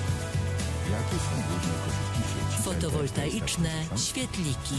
To podniesienie bezpieczeństwa poprzez efektywne wsparcie służb dystrybucyjnych. Kolorowe moduły fotowoltaiczne. I usuwać ich skutki. To zdalne zarządzanie infrastrukturą energetyczną w celu poprawy ciągłości dostaw energii, czy też zdalne odczyt Rozwiązania energii Smart umożliwiające City. tworzenie lepszych planów dla odbiorców. To wsparcie rozwoju odnawialnych źródeł energii OZT. LTE 450. Nowoczesna technologia, bezpieczeństwo, Dostarczamy niezawodność. kompletne rozwiązania systemów fotowoltaicznych zintegrowanych z budynkami. Szyby, Od tysiącleci które człowiek grzeją. odkrywa świat oraz mechanizmy nim rządzące. Parapety, które grzeją i Napędza nas ładują. pragnienie poszerzania wiedzy, lepszego zrozumienia świata. Potrzebna jest do tego odwaga, która Szklane pozwala nam grzejniki. docierać tam, gdzie nikt wcześniej nie dotarł. I odpowiedzialność, która sprawia, że naszą wiedzę Szyby ze wykorzystujemy zmienną dla wspólnego dobra. przeziernością. Podstawowym obszarem naszej działalności jest wydobycie gazu ziemnego, ropy naftowej oraz sprzedaż tych surowców. Jesteśmy liderem rynku gazu w Chronimy Polsce, notowany na zdrowie, BIPV. Działamy wirusobójcze globalnie. przegrody szklane. Stale poszerzamy UV-box. wiedzę. Prowadzimy badania i COVID-detektor. inwestujemy w nowe technologie. Ma to kluczowe Przyczyniamy się znaczenie do dla ekspansji ochrony i planety. przyszłości naszego przedsiębiorstwa. I ograniczenia efektu cieplarnianego. Jesteśmy wiarygodnym i pewnym dostawcą do naszych ML partnerów System. biznesowych i klientów. Zmieniamy świat Gwarantujemy dla stałość przyszłych dostaw i najwyższą pokoleń. jakość produktów. Zapewnia to naszym kontrahentom poczucie bezpieczeństwa i warunki stabilnego To rozwoju. też moc, którą PGE napędzi morskie farmy wiatrowe. Bałtycki wiatr rozwija nam żagle. Strategia Rozwinie też działania naszą PGE gospodarkę, opiera się przede zasilając wszystkim ponad na 5 poszukiwaniu i milionów eksploatacji gospodarstw domowych. znajdujących się na Ten terenie wiatr kraju. może dotrzeć wszędzie. Już niedługo PGE zmieni Polska jego moc wzmacnia w zieloną niezależność energię energetyczną. i prześle ją Chcąc prosto do Ciebie. dywersyfikować źródła pozyskiwania surowców. PGE Polska importujemy Grupa gaz z Energetyczna. Morza Chemii. Moc bałtyckiego wiatru Istotna w część Twoim przyszłych domu. dostaw będzie pochodzić z Ameryki Północnej. Poszukujemy i eksploatujemy tysiącleci złoża człowiek ropy odkrywa naftowej i świat gazu ziemnego oraz na mechanizmy mechanizmy szeregu rządzące. kontynentalnym, a także w Pakistanie i innych częściach Napędza świata. nas pragnienie poszerzania Całość wiedzy tych i działań lepszego sprawia, że zrozumienia jesteśmy świata kluczowym gwarantem bezpieczeństwa. Potrzebna jest do tego odwaga, która pozwala nam docierać najlepszym rozwiązaniem dla każdego przedsiębiorstwa, które pragnie i odpowiedzialność, która sprawia, że naszą wiedzę wykorzystując zasoby ukryte w naszej ziemi.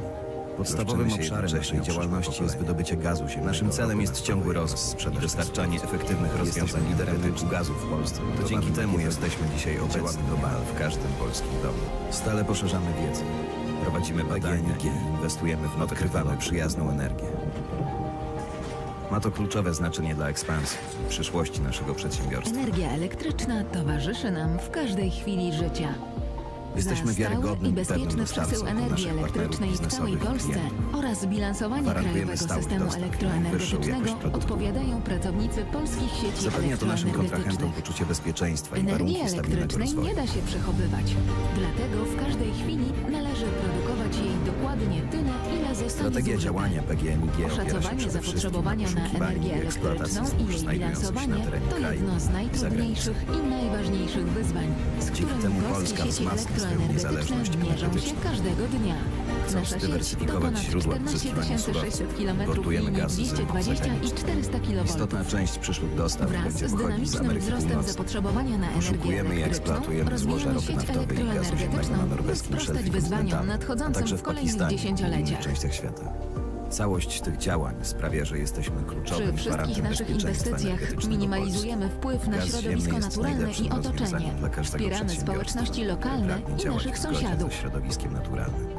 Wykorzystując zasoby ukryte w naszej W ziemi, naszych prognozach troszczymy się dotyczących jednocześnie o zapotrzebowania przyszłe i pokolenia. popytu Naszym uwzględniamy celem zmiany jest ciągły zachodzące rozwój na rynku i dostarczanie energii. efektywnych Wyprzedzamy rozwiązań je, aby energetycznych. zapewnić To bezpieczeństwo dzięki temu energetyczne jesteśmy naszego dzisiaj kraju. obecni niemal w każdym polskim domu. Bierzemy aktywny udział w transformacji energetycznej PGNiG. Europy.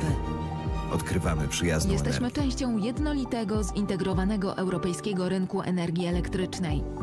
Energia elektryczna, krajowy system elektroenergetyczny jest szczególnie ważny dla bezpieczeństwa i bezpieczny przesył energii przykładamy ogromną wagę do fizycznej ochrony naszej krajowego systemu elektroenergetycznego. Odpowiadają pracownicy polskich sieci elektroenergetyczne. Realnie wpływają na polską gospodarkę. Nie da się przechowywać.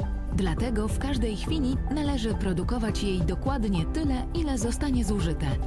Oszacowanie zapotrzebowania na energię elektryczną i jej bilansowanie to jedno z najtrudniejszych i najważniejszych wyzwań, polskie sieci elektroenergetyczne mierzą się każdego dnia. Nasza sieć to ponad 14 600 km linii 220 i 400 kV.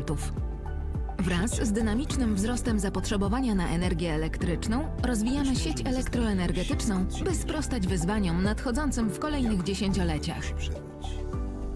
Ale dzięki nam masz pewność. Przy wszystkich naszych inwestycjach minimalizujemy wpływ na środowisko naturalne i otoczenie. Wspieramy społeczności lokalne i naszych sąsiadów. Zapewniamy bezpieczeństwo i ciągłość. W naszych prognozach dotyczących zapotrzebowania i popytu uwzględniamy zmiany zachodzące na rynku energii. Wyprzedzamy je, aby zapewnić bezpieczeństwo energetyczne naszego kraju. Bierzemy aktywny udział w transformacji energetycznej Europy. Dzięki takim projektom Jesteśmy częścią jednolitego, zintegrowanego europejskiego rynku energii elektrycznej. czy interkonektory. Krajowy system elektroenergetyczny jest szczególnie ważny dla bezpieczeństwa państwa. Dlatego przykładamy ogromną wagę do fizycznej ochrony naszej infrastruktury i cyberbezpieczeństwa systemów. Rozbudowujemy terminal Polskie sieci elektroenergetyczne realnie wpływają na polską gospodarkę. pływającego w Zatoce Gdańskiej. Zatrudniamy ponad 3000 pracowników, których łączy pasja i profesjonalizm w dostarczaniu czystej, konkurencyjnej cenowo i stabilnej. Polskie sieci elektroenergetyczne. Dążymy do Energia zrównoważonego w rozwoju, dobrych wspierając rękach. lokalne społeczności i chroniąc środowisko. A ponad wszystko zmieniamy oblicze polskiego gazownictwa oraz integrujemy rynek gazu w Europie. Być może nie zastanawiałeś się, skąd się bierze. Jaką drogę system, ale dzięki nam masz pewność, że zawsze będzie tam, gdzie jej potrzebujesz. Już od ponad 15 lat Gaz System zarządza siecią przesyłową w Polsce. Zapewniamy bezpieczeństwo i ciągłość dostaw. Co roku przesyłamy miliardy metrów sześciennych gazu. Stale rozwijamy się budując tysiące kilometrów nowych gazociągów. Wspólnie tworzymy zintegrowany system przesyłowy w Europie. Dzięki takim projektom odkrywamy gazociąg łączący Polskę i Europę. Korytarz płynąc czy interkonektor. Będąc filarem bezpieczeństwa energetycznego, rozwijamy inwestycje w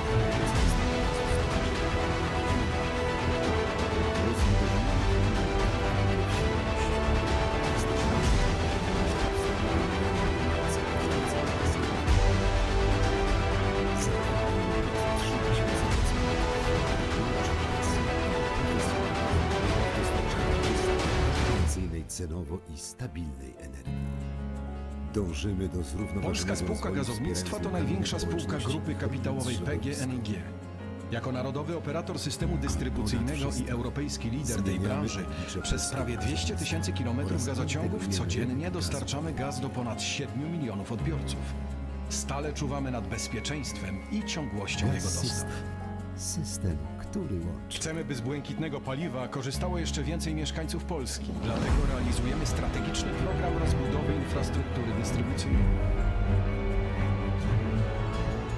Inwestujemy w tworzenie nowych gazociągów, rozwijamy nowoczesne technologie i podnosimy efektywność podejmowanych działań. Stawiamy także na gazyfikację wyspową. Dzięki stacjom regazyfikacji skroplonego gazu LNG zapewniamy szybki i bezpieczny dostęp do tego paliwa tam, gdzie go wcześniej nie było. Dzięki naszym działaniom wzrasta liczba odbiorców gazu. Proces przyłączenia do sieci dystrybucyjnej LNG jest łatwiejszy niż kiedykolwiek wcześniej. Wystarczy zgłosić się do jednego z prawie 200 miejsc obsługi klienta w całym kraju lub skorzystać z internetowego portalu przyłączeniowego. Polska Spółka Gazownictwa. Dostarczamy napój gazowy w sposób ciągły, bezpieczny, z poszanowaniem środowiska. Polska Spółka Gazownictwa. Wybieram gaz. Polska Spółka Gazownictwa to największa spółka grupy kapitałowej PGNiG.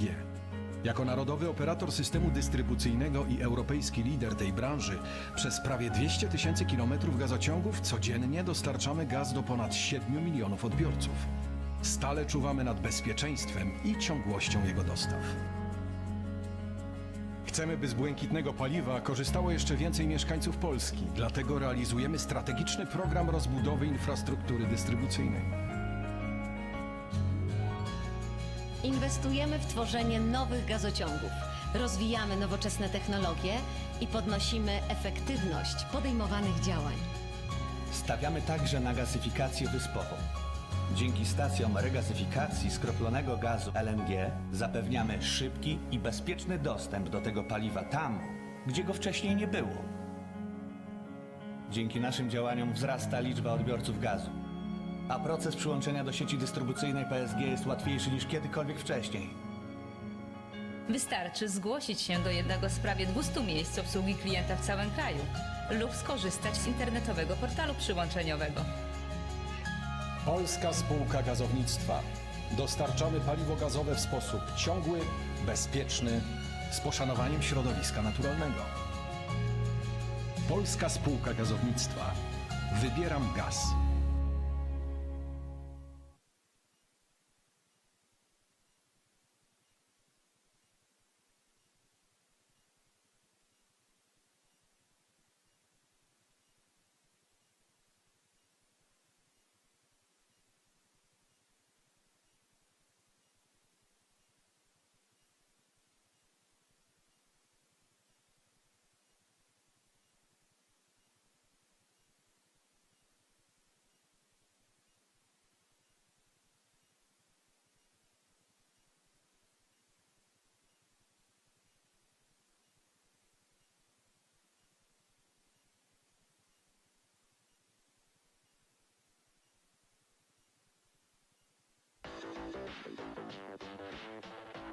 Energy gives power. Telecommunications gives connection. Banking gives stability. Big data gives knowledge. Smart city gives new possibilities. Healthcare gives strength. Insurance gives safety. Administration gives support. Defense gives security. IT gives freedom. ASECO. Technology for business, solutions for people.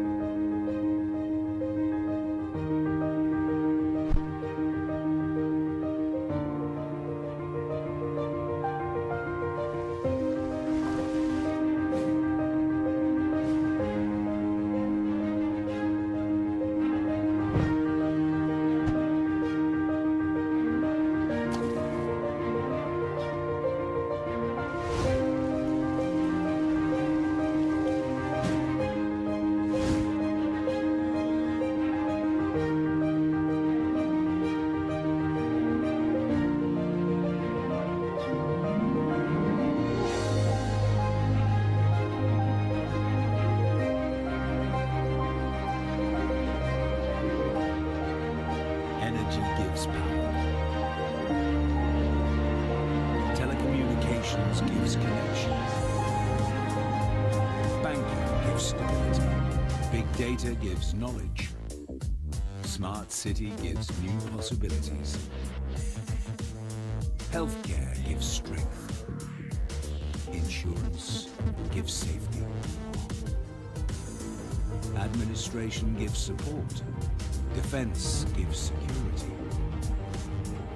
IT gives freedom. ASECO, technology for business, solutions for people.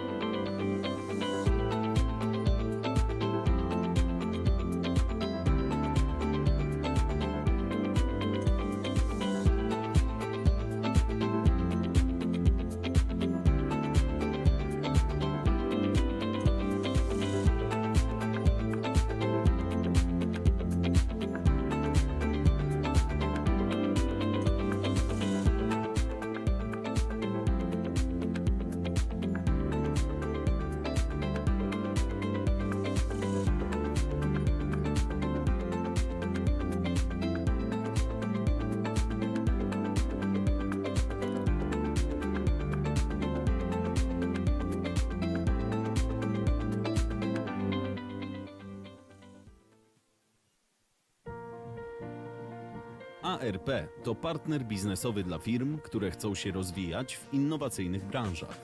Firm, które szukają finansowania lub terenów inwestycyjnych w specjalnych strefach ekonomicznych.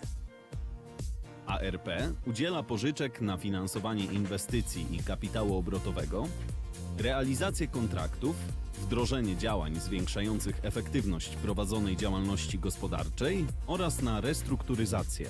ARP udostępnia przedsiębiorcom swoją ofertę finansową w centrach obsługi przedsiębiorców. W dniu obchodów 30-lecia spółki ARP otworzyła 7. Centrum Obsługi Przedsiębiorców w Warszawie. Agencji Rozwoju Przemysłu bliskie są innowacje.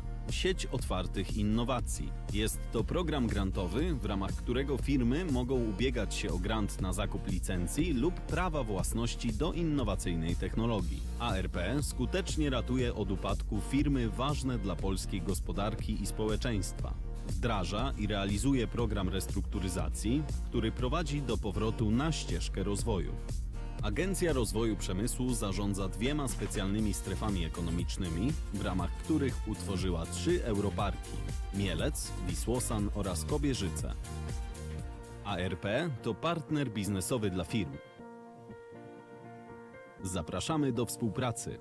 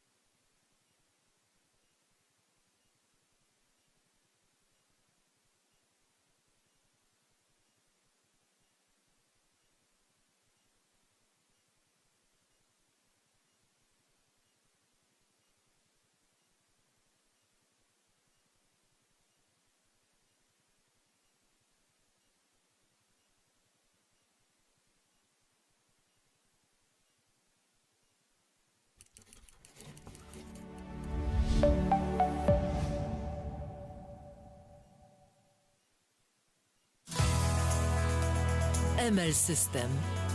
Zmieniamy świat dla przyszłych pokoleń. Natura to skarb. Dbamy o środowisko. Podejmujemy działania, aby przyszłe pokolenia cieszyły się światem, jaki znamy. Niezbędna jest transformacja energetyczna i my jesteśmy jej częścią. W Centrum Badawczo-Rozwojowym tworzymy innowacje w skali świata.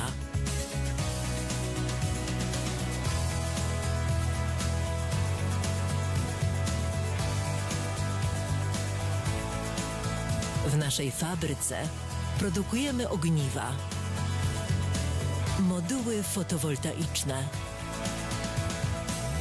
systemy mocowań, szyby z pofałkami kwantowymi. 30 sekund. Nie, minuta. A minuta? To może tak? Szyby, które świecą. Okay.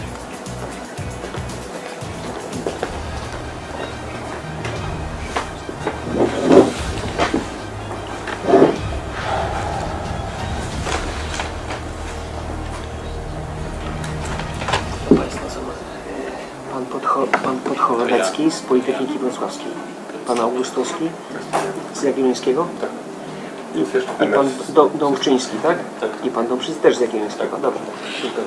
Co do afiliacji, żeby nie było tutaj. 20 sekund. 20 sekund. Jak w telewizji wychodzimy. To co mówić? Nie, to jak zaczniemy może. Dobra.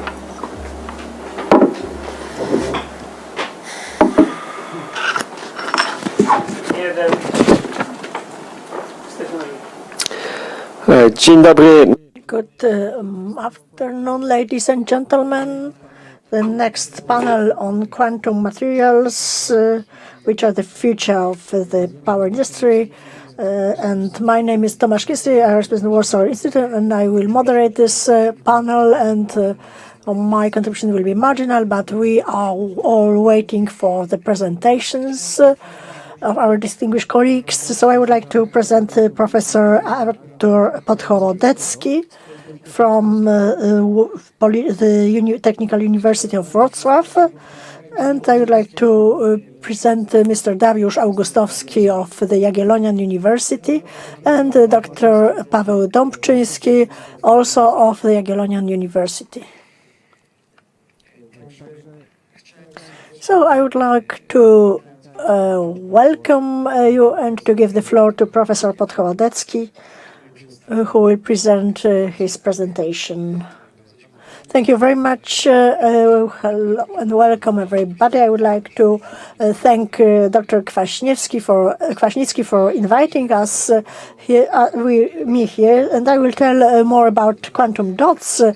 And I will focus on this using of these materials in fluorescent lighting materials, but we will also tell about the applications in photovoltaics. So now when we look at the materials available in technologies using light, so we have classic semiconductors which work in vacuum technologies, which have an excellent quality and excellent technical properties and stability, but they have a serious disadvantage from the point of view of application. So they have very low flexibility and no transparency, and these materials are often really poorly integrated with other processes, and these are the disadvantages. And here you can see on this axis we have organic materials which compensate these disadvantages. They are highly flexible and they can be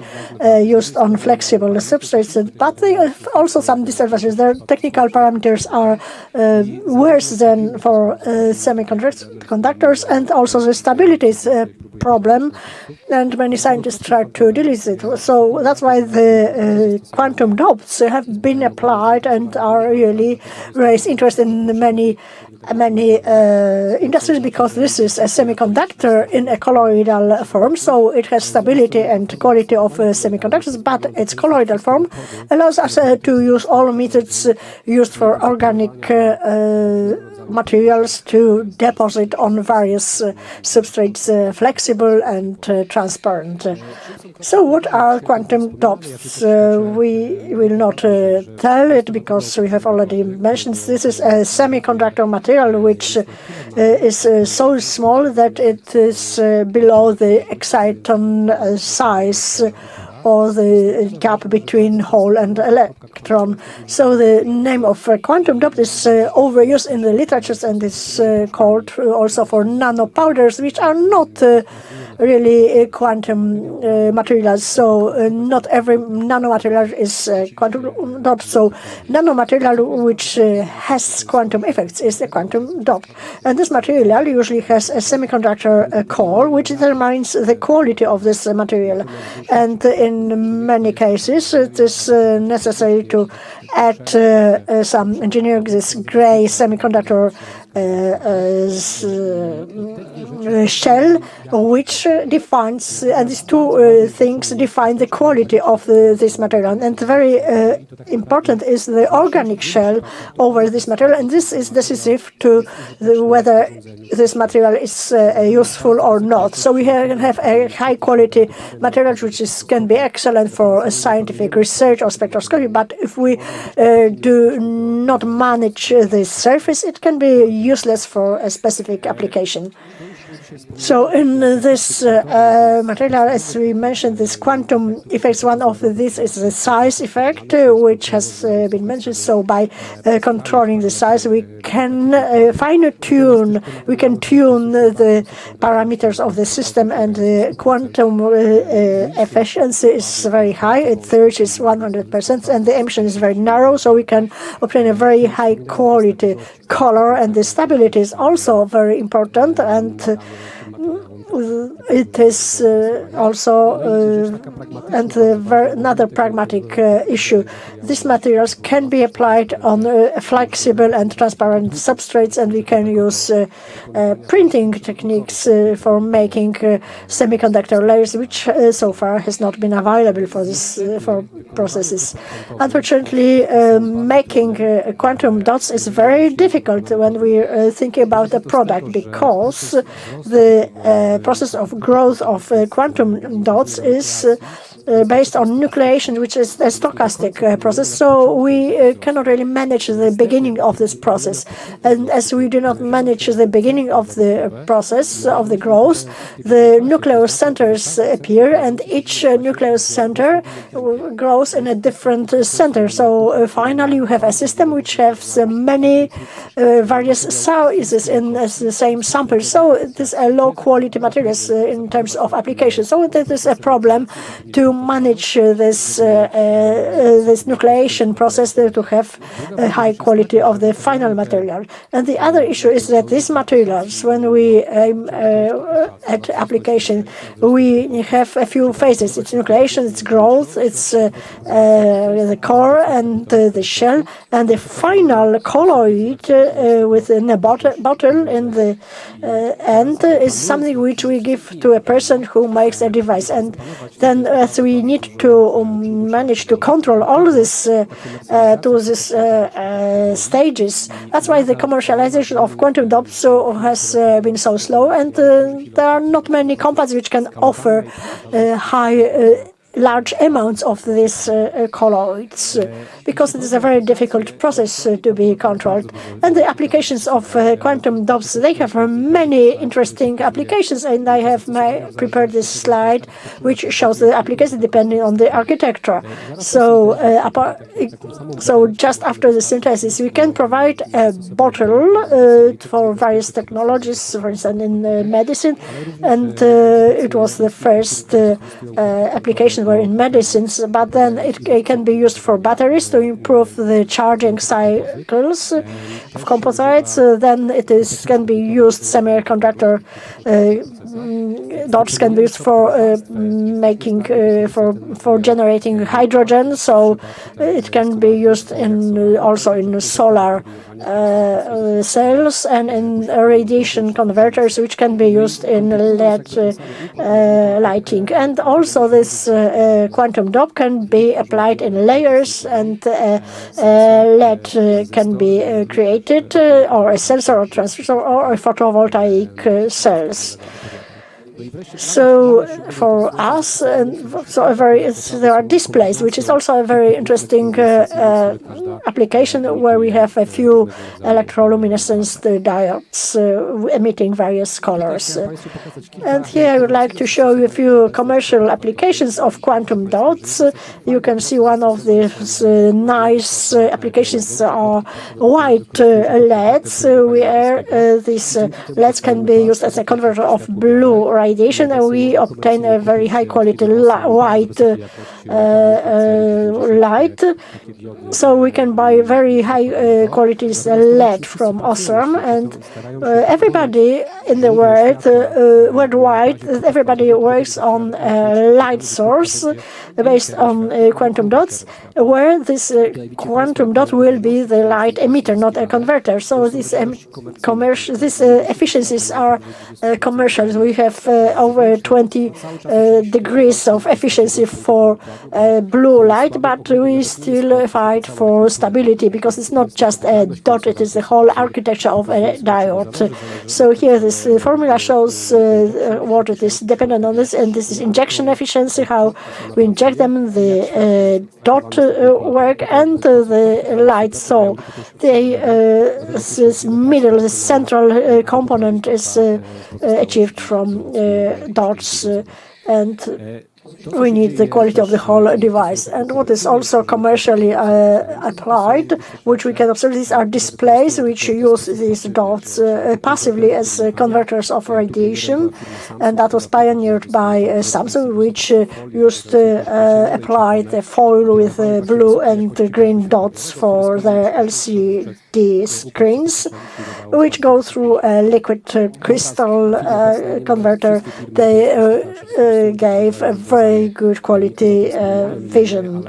So some companies, all companies apply this solution, which improves the quality of image without changing the whole process of design of the display. They are also used for new micro LED displays, which are made from classic semiconductor diodes in pixels, and they show with local quantum dots, where all these two other pixels which define the whole pixel are covered with quantum dots, and then we improve the parameters of display and without not making the whole process more complex. So if we used RGB diodes, that would be lots of problems. But this solution is very expensive and very complicated, and it is at a very stage of the development. So now everybody in the display industry is working on creating a display with quantum dots as an active component. So we would be able to generate 3 RGB pixels with this made of quantum dots, and we can print these screens. We can make flexible, transparent screens, and that would be very interesting, and many other interesting things. With regard to photovoltaics, lots have been said, and I will show it on this next slide. It can be used in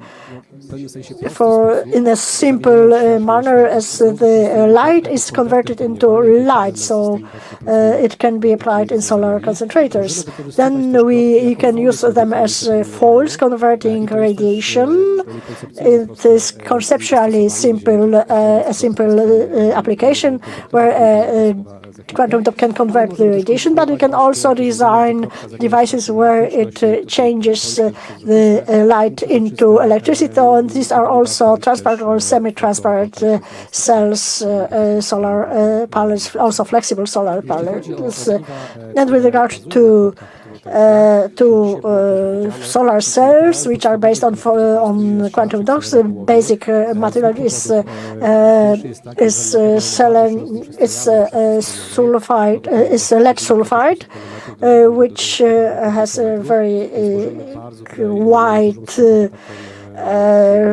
wide absorption at 900 to 2000 nanometers, and on the other side, on the other hand, it has a very high efficiency of carrier multi-copying generation. So if I have 4 electron volts, I can change it to 4 electrons of 1 electron volts, and when we can take these 4 electrons, we have internal conversions 1 to 4, so we have 400% conversion. So in theory, this system can convert 1 to 4. So if we have 4 electrons in the basic state, so quite often we have these effects which bring it to the initial state, but this is a huge potential in these applications. And the very interesting are converting foils, because they improve the efficiency of the existing photovoltaic cells. But on the other hand, they can convert the solar radiation to one color, for instance, for growing plants, and it is something not a filter, because this converts radiation, and filter just simply block some parts of radiation, and this is implemented by UV growth, and this is applied in greenhouses.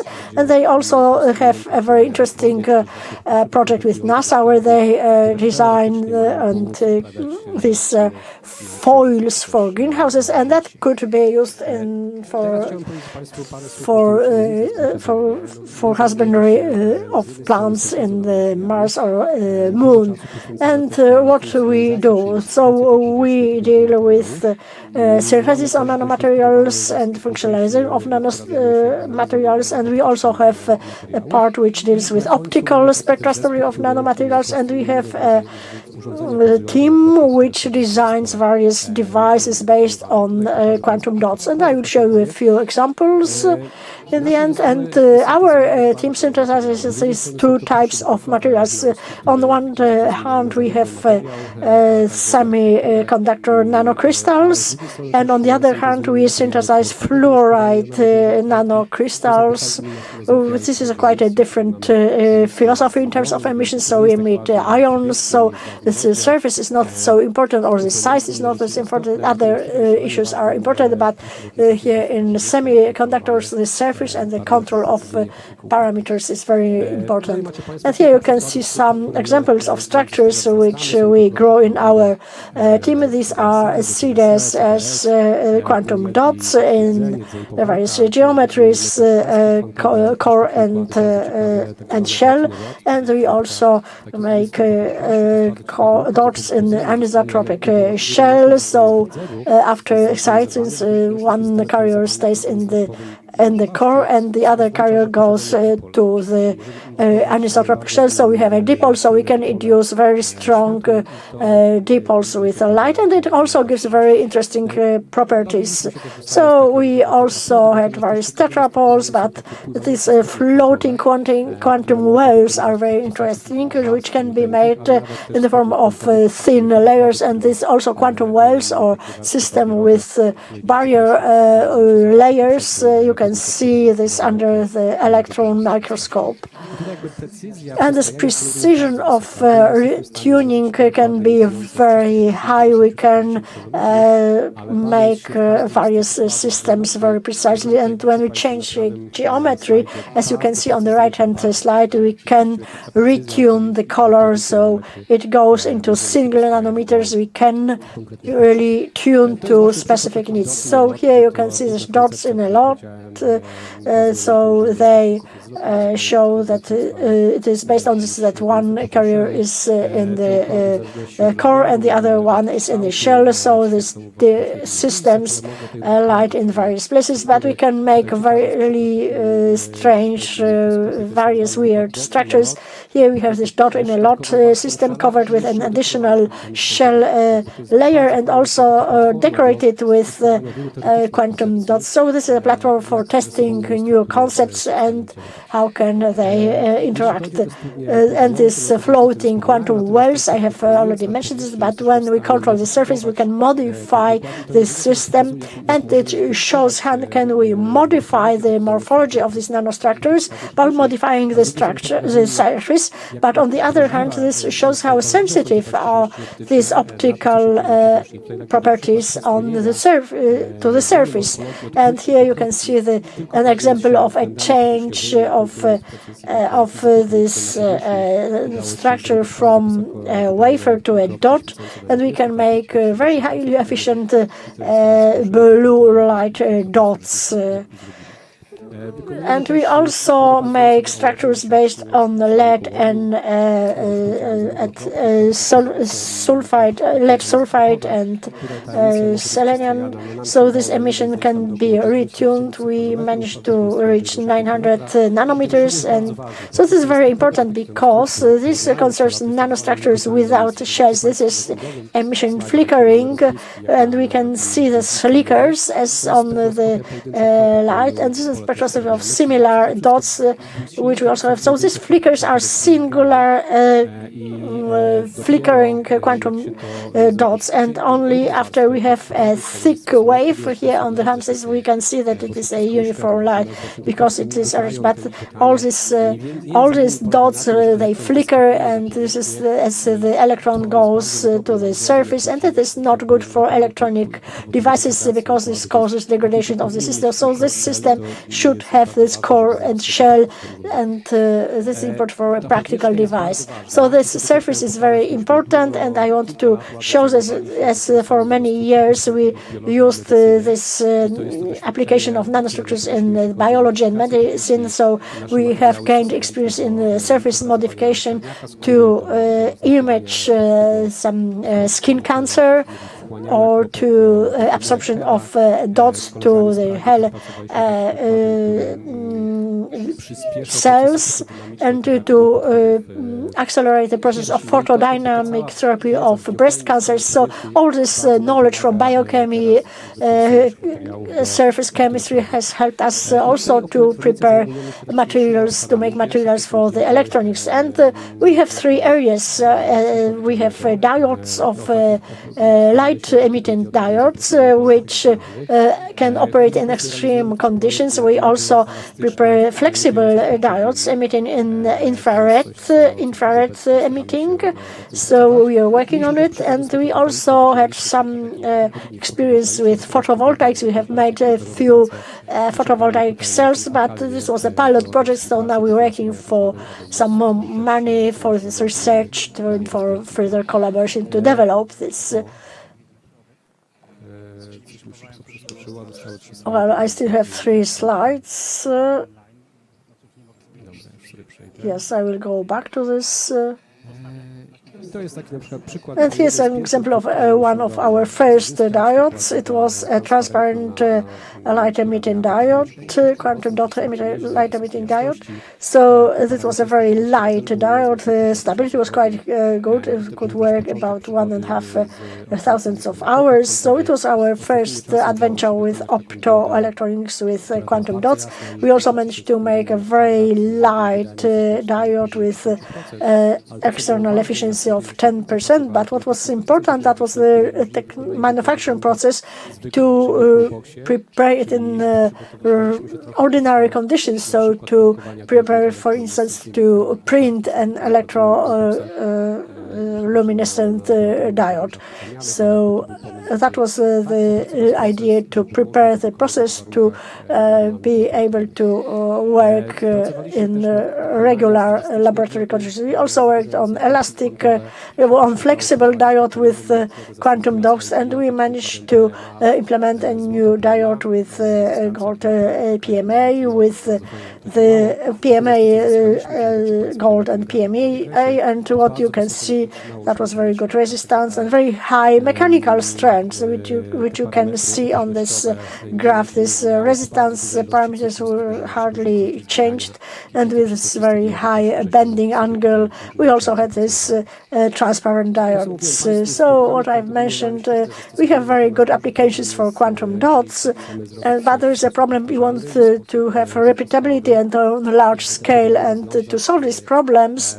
A few years ago, we had applied a company with my colleague where we work on the technologies of the quantum dot synthesis, and this is a scalable technology, and we can provide a product. You can see this, some examples, but what's also interesting, we prepare inks based on quantum dots, and they can be printed, and here you can see this HTPM and this quantum dot ink, so that they can print it on the glass substrate, and you can see these pixels made of lighting dots.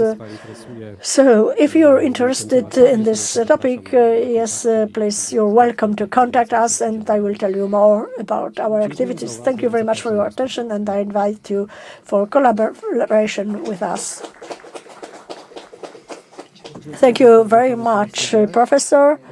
And I would like to ask a question. Are we talking about we are talking about photovoltaics? But can we say that these quantum dots are very small semiconductors? So does it give an opportunity for the next revolution for computer technologies, for building processors? Or can it be applied? In a way, yes, because it's word quantum, but certainly these are first solutions with epitaxial quantum dots, which are used for quantum computers. They are made in a vacuum in very extreme conditions. So first computing can be performed. We have colloidal technology, colloidal process, and so these dots cannot be used directly for quantum computing. But this is something that many people work on, and we are about to start some collaborations to create the first optical quantum transistor. But this is the very beginning, because the manufacturing process of quantum dots to have it repeatable and quality has been quite only recently managed. Yes, I also have a question, as that was presented in a scientific way, but if we want to present it, to tell about it to laymen, so if we talk about the material of the quantum dot, is this what it is made from? Just these are silicon compounds for photovoltaics. These were silicon. It was silicon, and here we have 2 6 elements and 3 5 elements. The material, it can be any material. We base on elements from, so these are sulfides and selenites of cadmium and lead. So thank you very much, Professor. And ladies and gentlemen, now I would like to give the floor to Mr. Dariusz Augustowski, who will present his paper on methods of creating nanostructures applied in photovoltaics of third generation. So, good afternoon, ladies and gentlemen. I would like to welcome everyone. I have split this presentation into several sections. One of them includes my motivation for this research. Then I want to discuss the generations of solar cells. Then I want to talk about the methods that are used by scientists and researchers engineers to deposit certain layers on various materials. I want to discuss the physical method, the chemical method, and then summarize this whole presentation. So the results that I'm going to show today are the product of the work of science and industry, because today I represent the Jagiellonian University, which is the oldest university in Kraków, but I'm also representing MS Systems SA, which I believe is the fastest developing company working on photovoltaic systems in Central and Eastern Europe. With regards to the motivation, this graph shows you that solar energy, or more likely production of solar energy, has in recent years been developing the fastest of all the methods. You can see that even compared to wind power and other methods of generating renewable electricity, this method is growing the fastest. What is more, this method is environmentally friendly, because when producing electricity from solar energy, no hazardous substances are emitted, and if the photovoltaic panels are correctly integrated with the building, they do not interfere with the environment, unlike huge wind farms, which can threaten different animals, and they impact the landscape. But solar energy allows you to reduce your interference in the environment. What is more, this is an area that is being rapidly developed by scientists all over the world. In terms of the generations of solar cells, this must have been shown several times today already. So in general, people distinguish 3 generations of solar cells, although some scientists are already talking about the 4th and 5th. The first one were, of course, the monocrystallic and polycrystallic silicon. The second generation introduced amorphous silicon, which was less brittle, so you could produce solar panels that were relatively flexible, cheaper to produce, but their efficiency was 2 or 3 times lower. In this group, we also have cadmium telluride, or CIGS. And the third generation are solar panels that I have been dealing with for several years. These include cz.2 organic solar cells, perovskite solar cells, well known, produced in Poland now, and solar cells based on quantum dots, which are being financed intensively by ML Systems, which it has been doing it for several years. I want to discuss the third generation of cells based on quantum dots. You can see that you have electrodes on both sides. So on one side you have an electrode that has to be transparent because the sun's light has to reach the interior of our cell. On the other side we have a metal electrode, most often metal, but we're now working on replacing this metal with another material that would also be transparent. And then we have 2 layers, which both are used for transporting charges. One transports holes, the other transports electrons. And the heart of this solar cell is the material that absorbs solar light well. And in our case, those are quantum dots, which are small size dots which can absorb a lot of visible and ultraviolet light. And I want to focus on these 2 topics. So how do we deposit those charge transport layers? So the methods for depositing thin layers generally distinguish physical and chemical ones. Among the physical ones, you have thermal evaporation, laser-assisted spraying, arc discharge spraying, ion spraying, and magnetron spraying. And the other group are chemical methods, which are, although they seem to be simpler, they require specialist equipment, which is usually rather expensive. So MOCVD and ALD, and then there are also methods which are easy to use and not expensive but difficult to control, like spin coating or electrode deposition.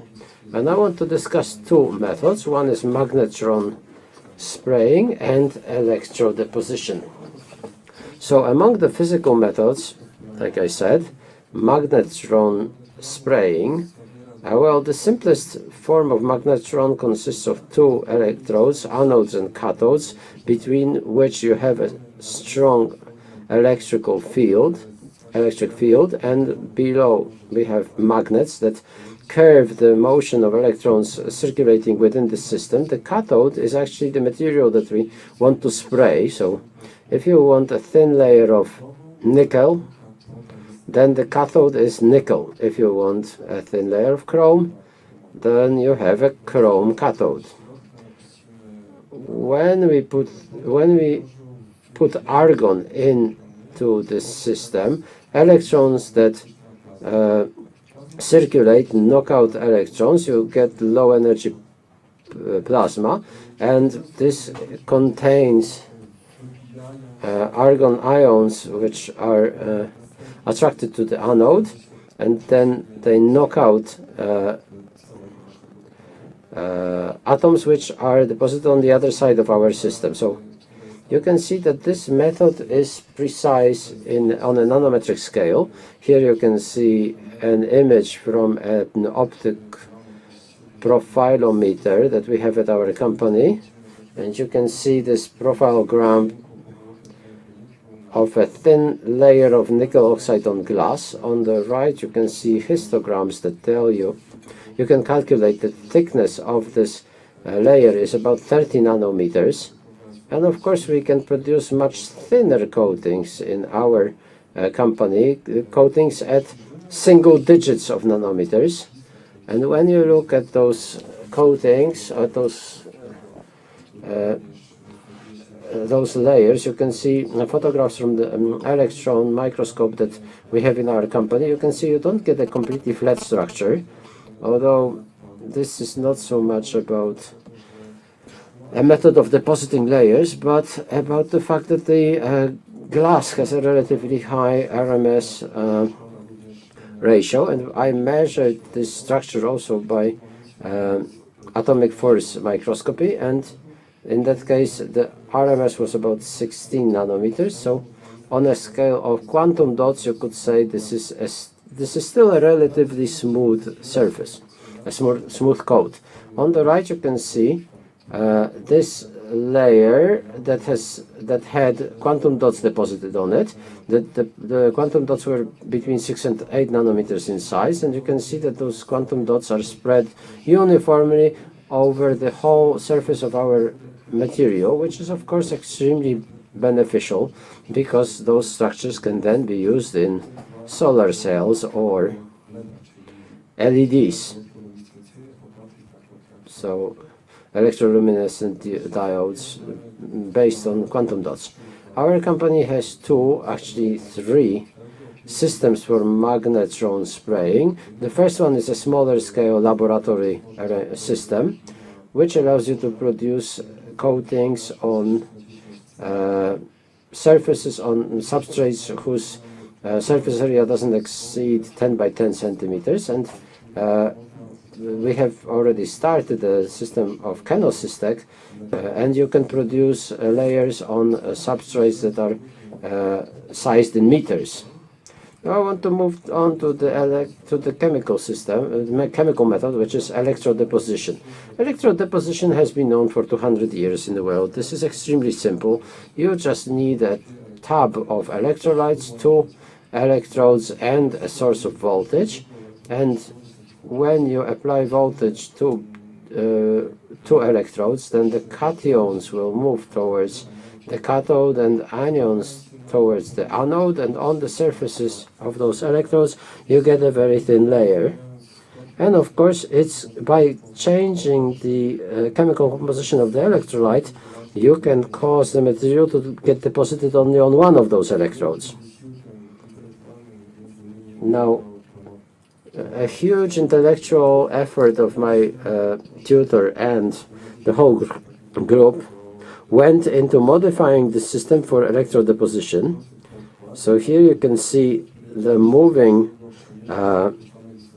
base, and on top of it you have this cylinder that can move along it. So if you apply drops of precursor, which is this electrolyte, and you apply voltage, then you can selectively in various places deposit different materials. In reality, the system looks like this. We have a cylinder, we have a conductive substrate, which is an ITO glass, and a very thin layer of electrolyte which forms the meniscus. When we start the system so that it moves and you have voltage applied, then you can apply you can deposit the material along the entire length of the cylinder. What materials can you deposit this way? You can see examples of nickel oxide and zinc oxide. You can see that the precursor material that was used for both layers was a material that is easy to buy at larger chemical companies. It's not very expensive either. And you can see that the structures that formed are not ideally smooth, so it will be difficult to use this product for solar cells, although we are trying to use this for electrical equipment, because those large surface area of those materials allows you to connect more charges or ions from the electrolyte. And we have learned how to control the morphology of those materials. On the left and on the right you can see photographs of MO3, molybdenum oxide. On the left hand side you have a relatively flat structure. On the right you have a highly porous structure which could absorb some other material in it. And please note that the precursor has changed. So by a slight change of precursor, by changing one component, you can get a major change of the morphology of this layer. Electrode deposition can be done either statically or dynamically. On the left you see an example where the meniscus moved to a specific place. We applied voltage, then we applied voltage again, and we did this in several places, and in every one of those places we were able to deposit a continuous layer of platinum. Platinum is of course rather expensive, although K2PtCl4, this precursor of platinum, is relatively inexpensive compared to solid platinum. On the right you can see a situation where the meniscus was moving continuously and voltage was applied throughout the time. In that case the material is not so solid, but we get nanoparticles of platinum on the FTO glass surface. So this of course is a method that we want to use to create Gretel type cells in which we use platinum nanoparticles, and we wanted to reduce the cost of producing such solar cells. And with regard to the sizes of those structures, they are of course different. They are from several tens of nanometers to several hundreds of nanometers. I think the smallest nanoparticle was about 15 nanometers, and the largest that I observed was about 430 nanometers. So I wanted to emphasize at the end that materials for photovoltaics are changing all the time. From one year to the next, the number of scientific articles about them increases. The physical methods are highly precise, but we have to observe that, we have to note that the majority of those methods require specialist equipment, which is usually extremely expensive. Chemical methods, even though their price is low, in particular if we're talking about wet methods, where you use solutions, they are still difficult to control, although both at the university and at the company we are trying to work on such materials and optimize the processing of them. Thank you very much for your attention. Thank you very much, and ladies and gentlemen, we wanted to present the last paper in this session by Paweł Tomczyński from the Jagiellonian University, and he will talk to us about the functional nanostructures of noble metals produced by photochemical reactions in the meniscus. So, the floor is yours. So, ladies and gentlemen, I'm really honored to be able to present our research of results. And this conference, I represent the Jagiellonian University, the Department of Physics, Astronomy and Applied RT. And now I would like to tell you about the functional nanostructures of noble metals made by photochemical reactions in the meniscus. And so we are again talking about, we're changing electrochemistry to chemistry, to photochemistry, and we know how can we lead it. So we start with the synthesis of nanoparticles of noble metals, and here you can see this idea of a reaction proposed by Turkfish, which uses here at this example of nanoparticles of gold. It uses the precursors of chlorine gold acid, where I would like to show you this photochemistry. So as we have this chlorine gold acid, we need to extract gold from it to obtain it in the metallic form. So we add citronium. We add citronium acid. And then, at the effect of lighting, this complex can fall apart, and then we obtain metallic gold. So we need to have the 3 stages to reduce gold in the acid to reduce it to metallic gold.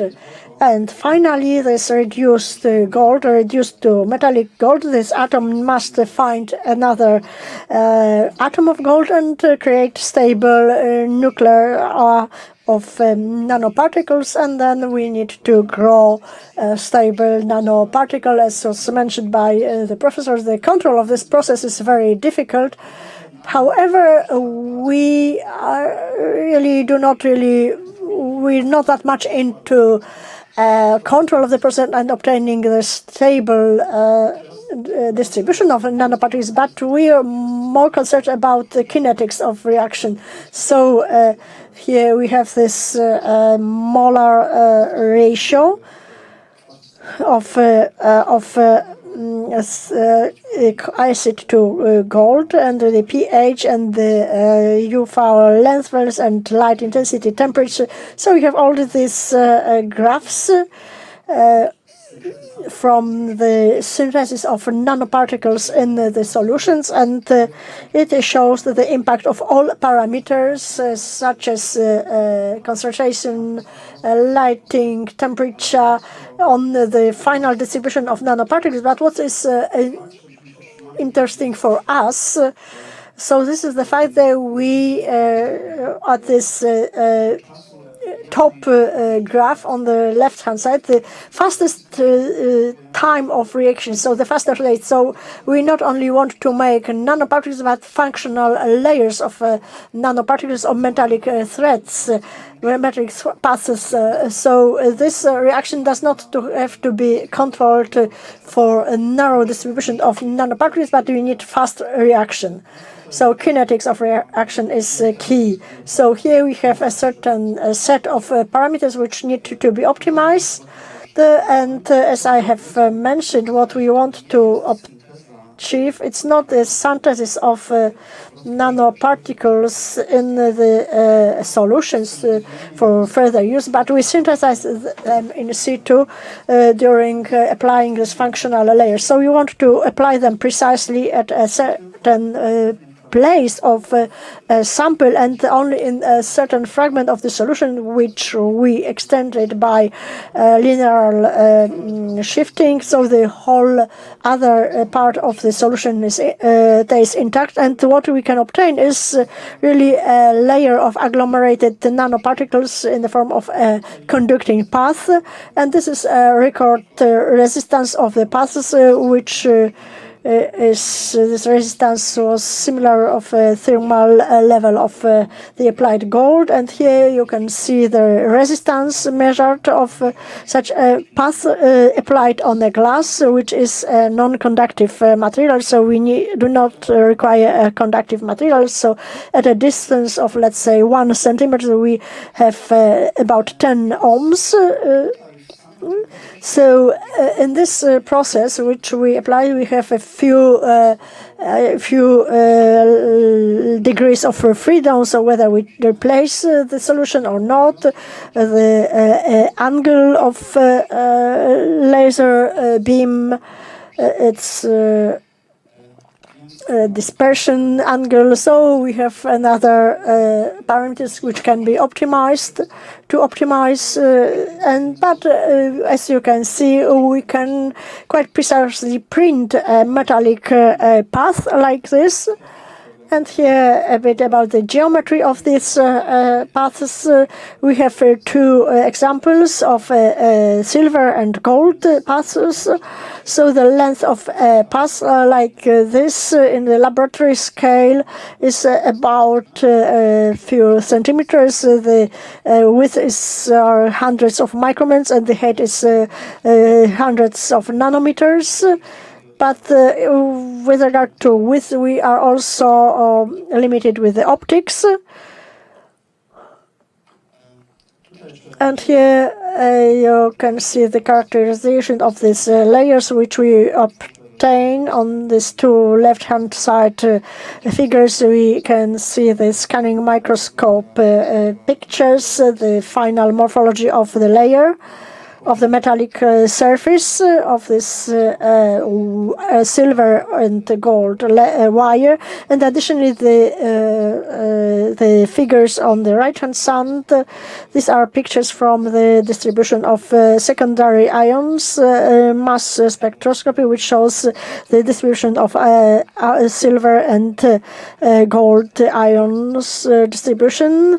So the next metal which can be photo-deposited is platinum, which is also essential because platinum quite often is used as a catalyzer, as a catalyst, because of its catalytic properties. So the platinum layer in the form of nanoparticles, it is also important to achieve a high active surface, a large active surface. So when we deposit the layers, platinum, a part of magnetronic depositions, it can also be it can be deposited thermally because of the high temperature of its high melting temperature. So this wet chemistry can be applied. And here, by changing the parameters very quickly, we can play with geometry of the system, its conductivity, which here, as you can read from the table, we can lose it at a certain moment. So we need these parameters which need to be optimized, have their minimums which we need to hit. And what we need to emphasize is the amount of solutions to extend this layer. So this is the amount of 100 microliters of the solutions which are needed to expand the whole meniscus, to extend the whole meniscus, to stretch the whole meniscus, which reduces the amount of the material needed to apply a path like this. And we can also imagine what we have not done yet, but we can imagine the movement of this laser in the perpendicular axis, the axis perpendicular to the movement of linear shift.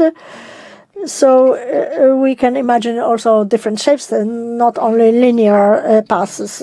So with terms of applications, we have told quite a lot about active solar layers, but if someone lights the flash, someone needs to work. So we also need some components which collect the charge and to which also we need to have contacts, electrical contacts and switches.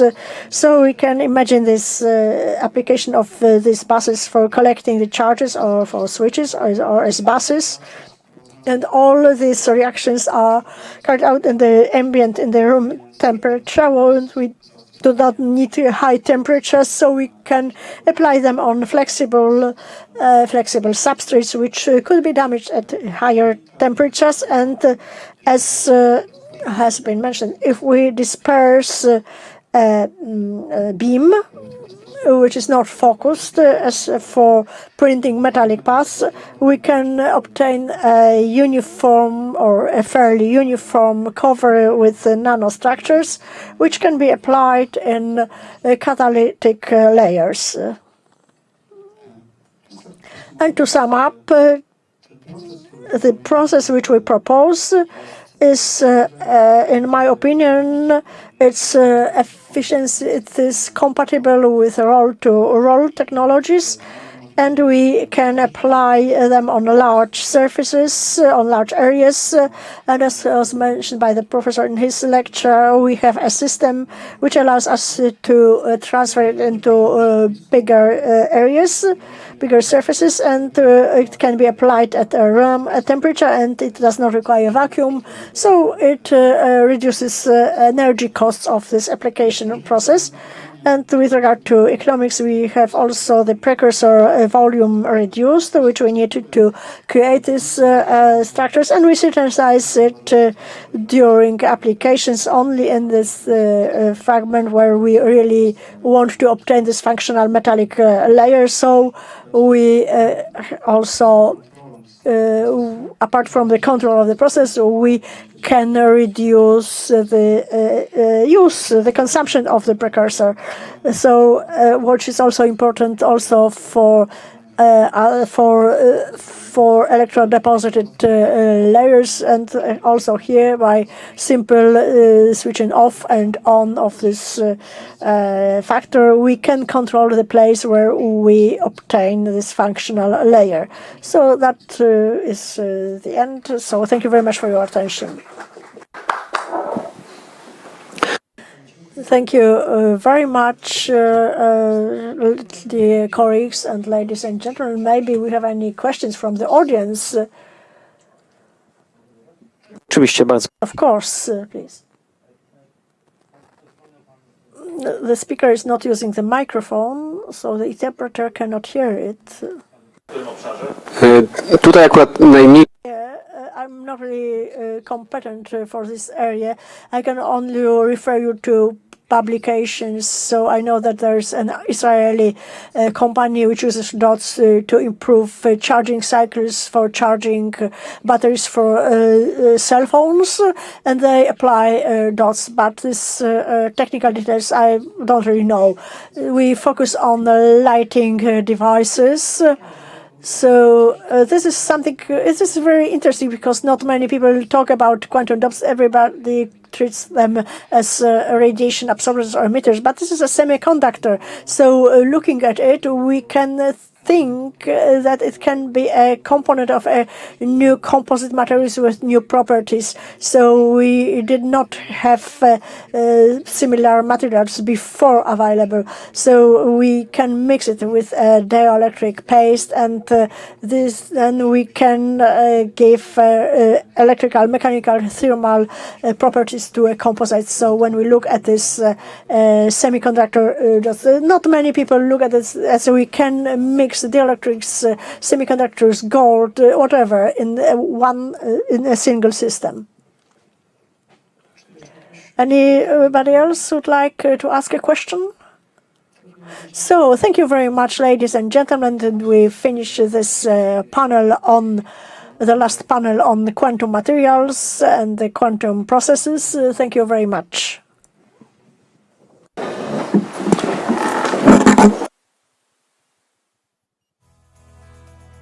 ML System. Zmieniamy świat dla przyszłych pokoleń. Natura to skarb. Dbamy o środowisko. Podejmujemy działania, aby przyszłe pokolenia cieszyły się światem, jaki znamy.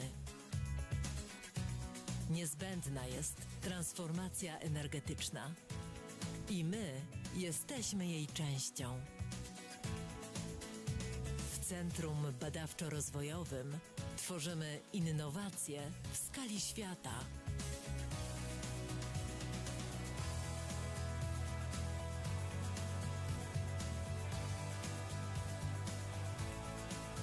W naszej fabryce produkujemy ogniwa, moduły fotowoltaiczne, systemy mocowań, szyby z powłokami kwantowymi.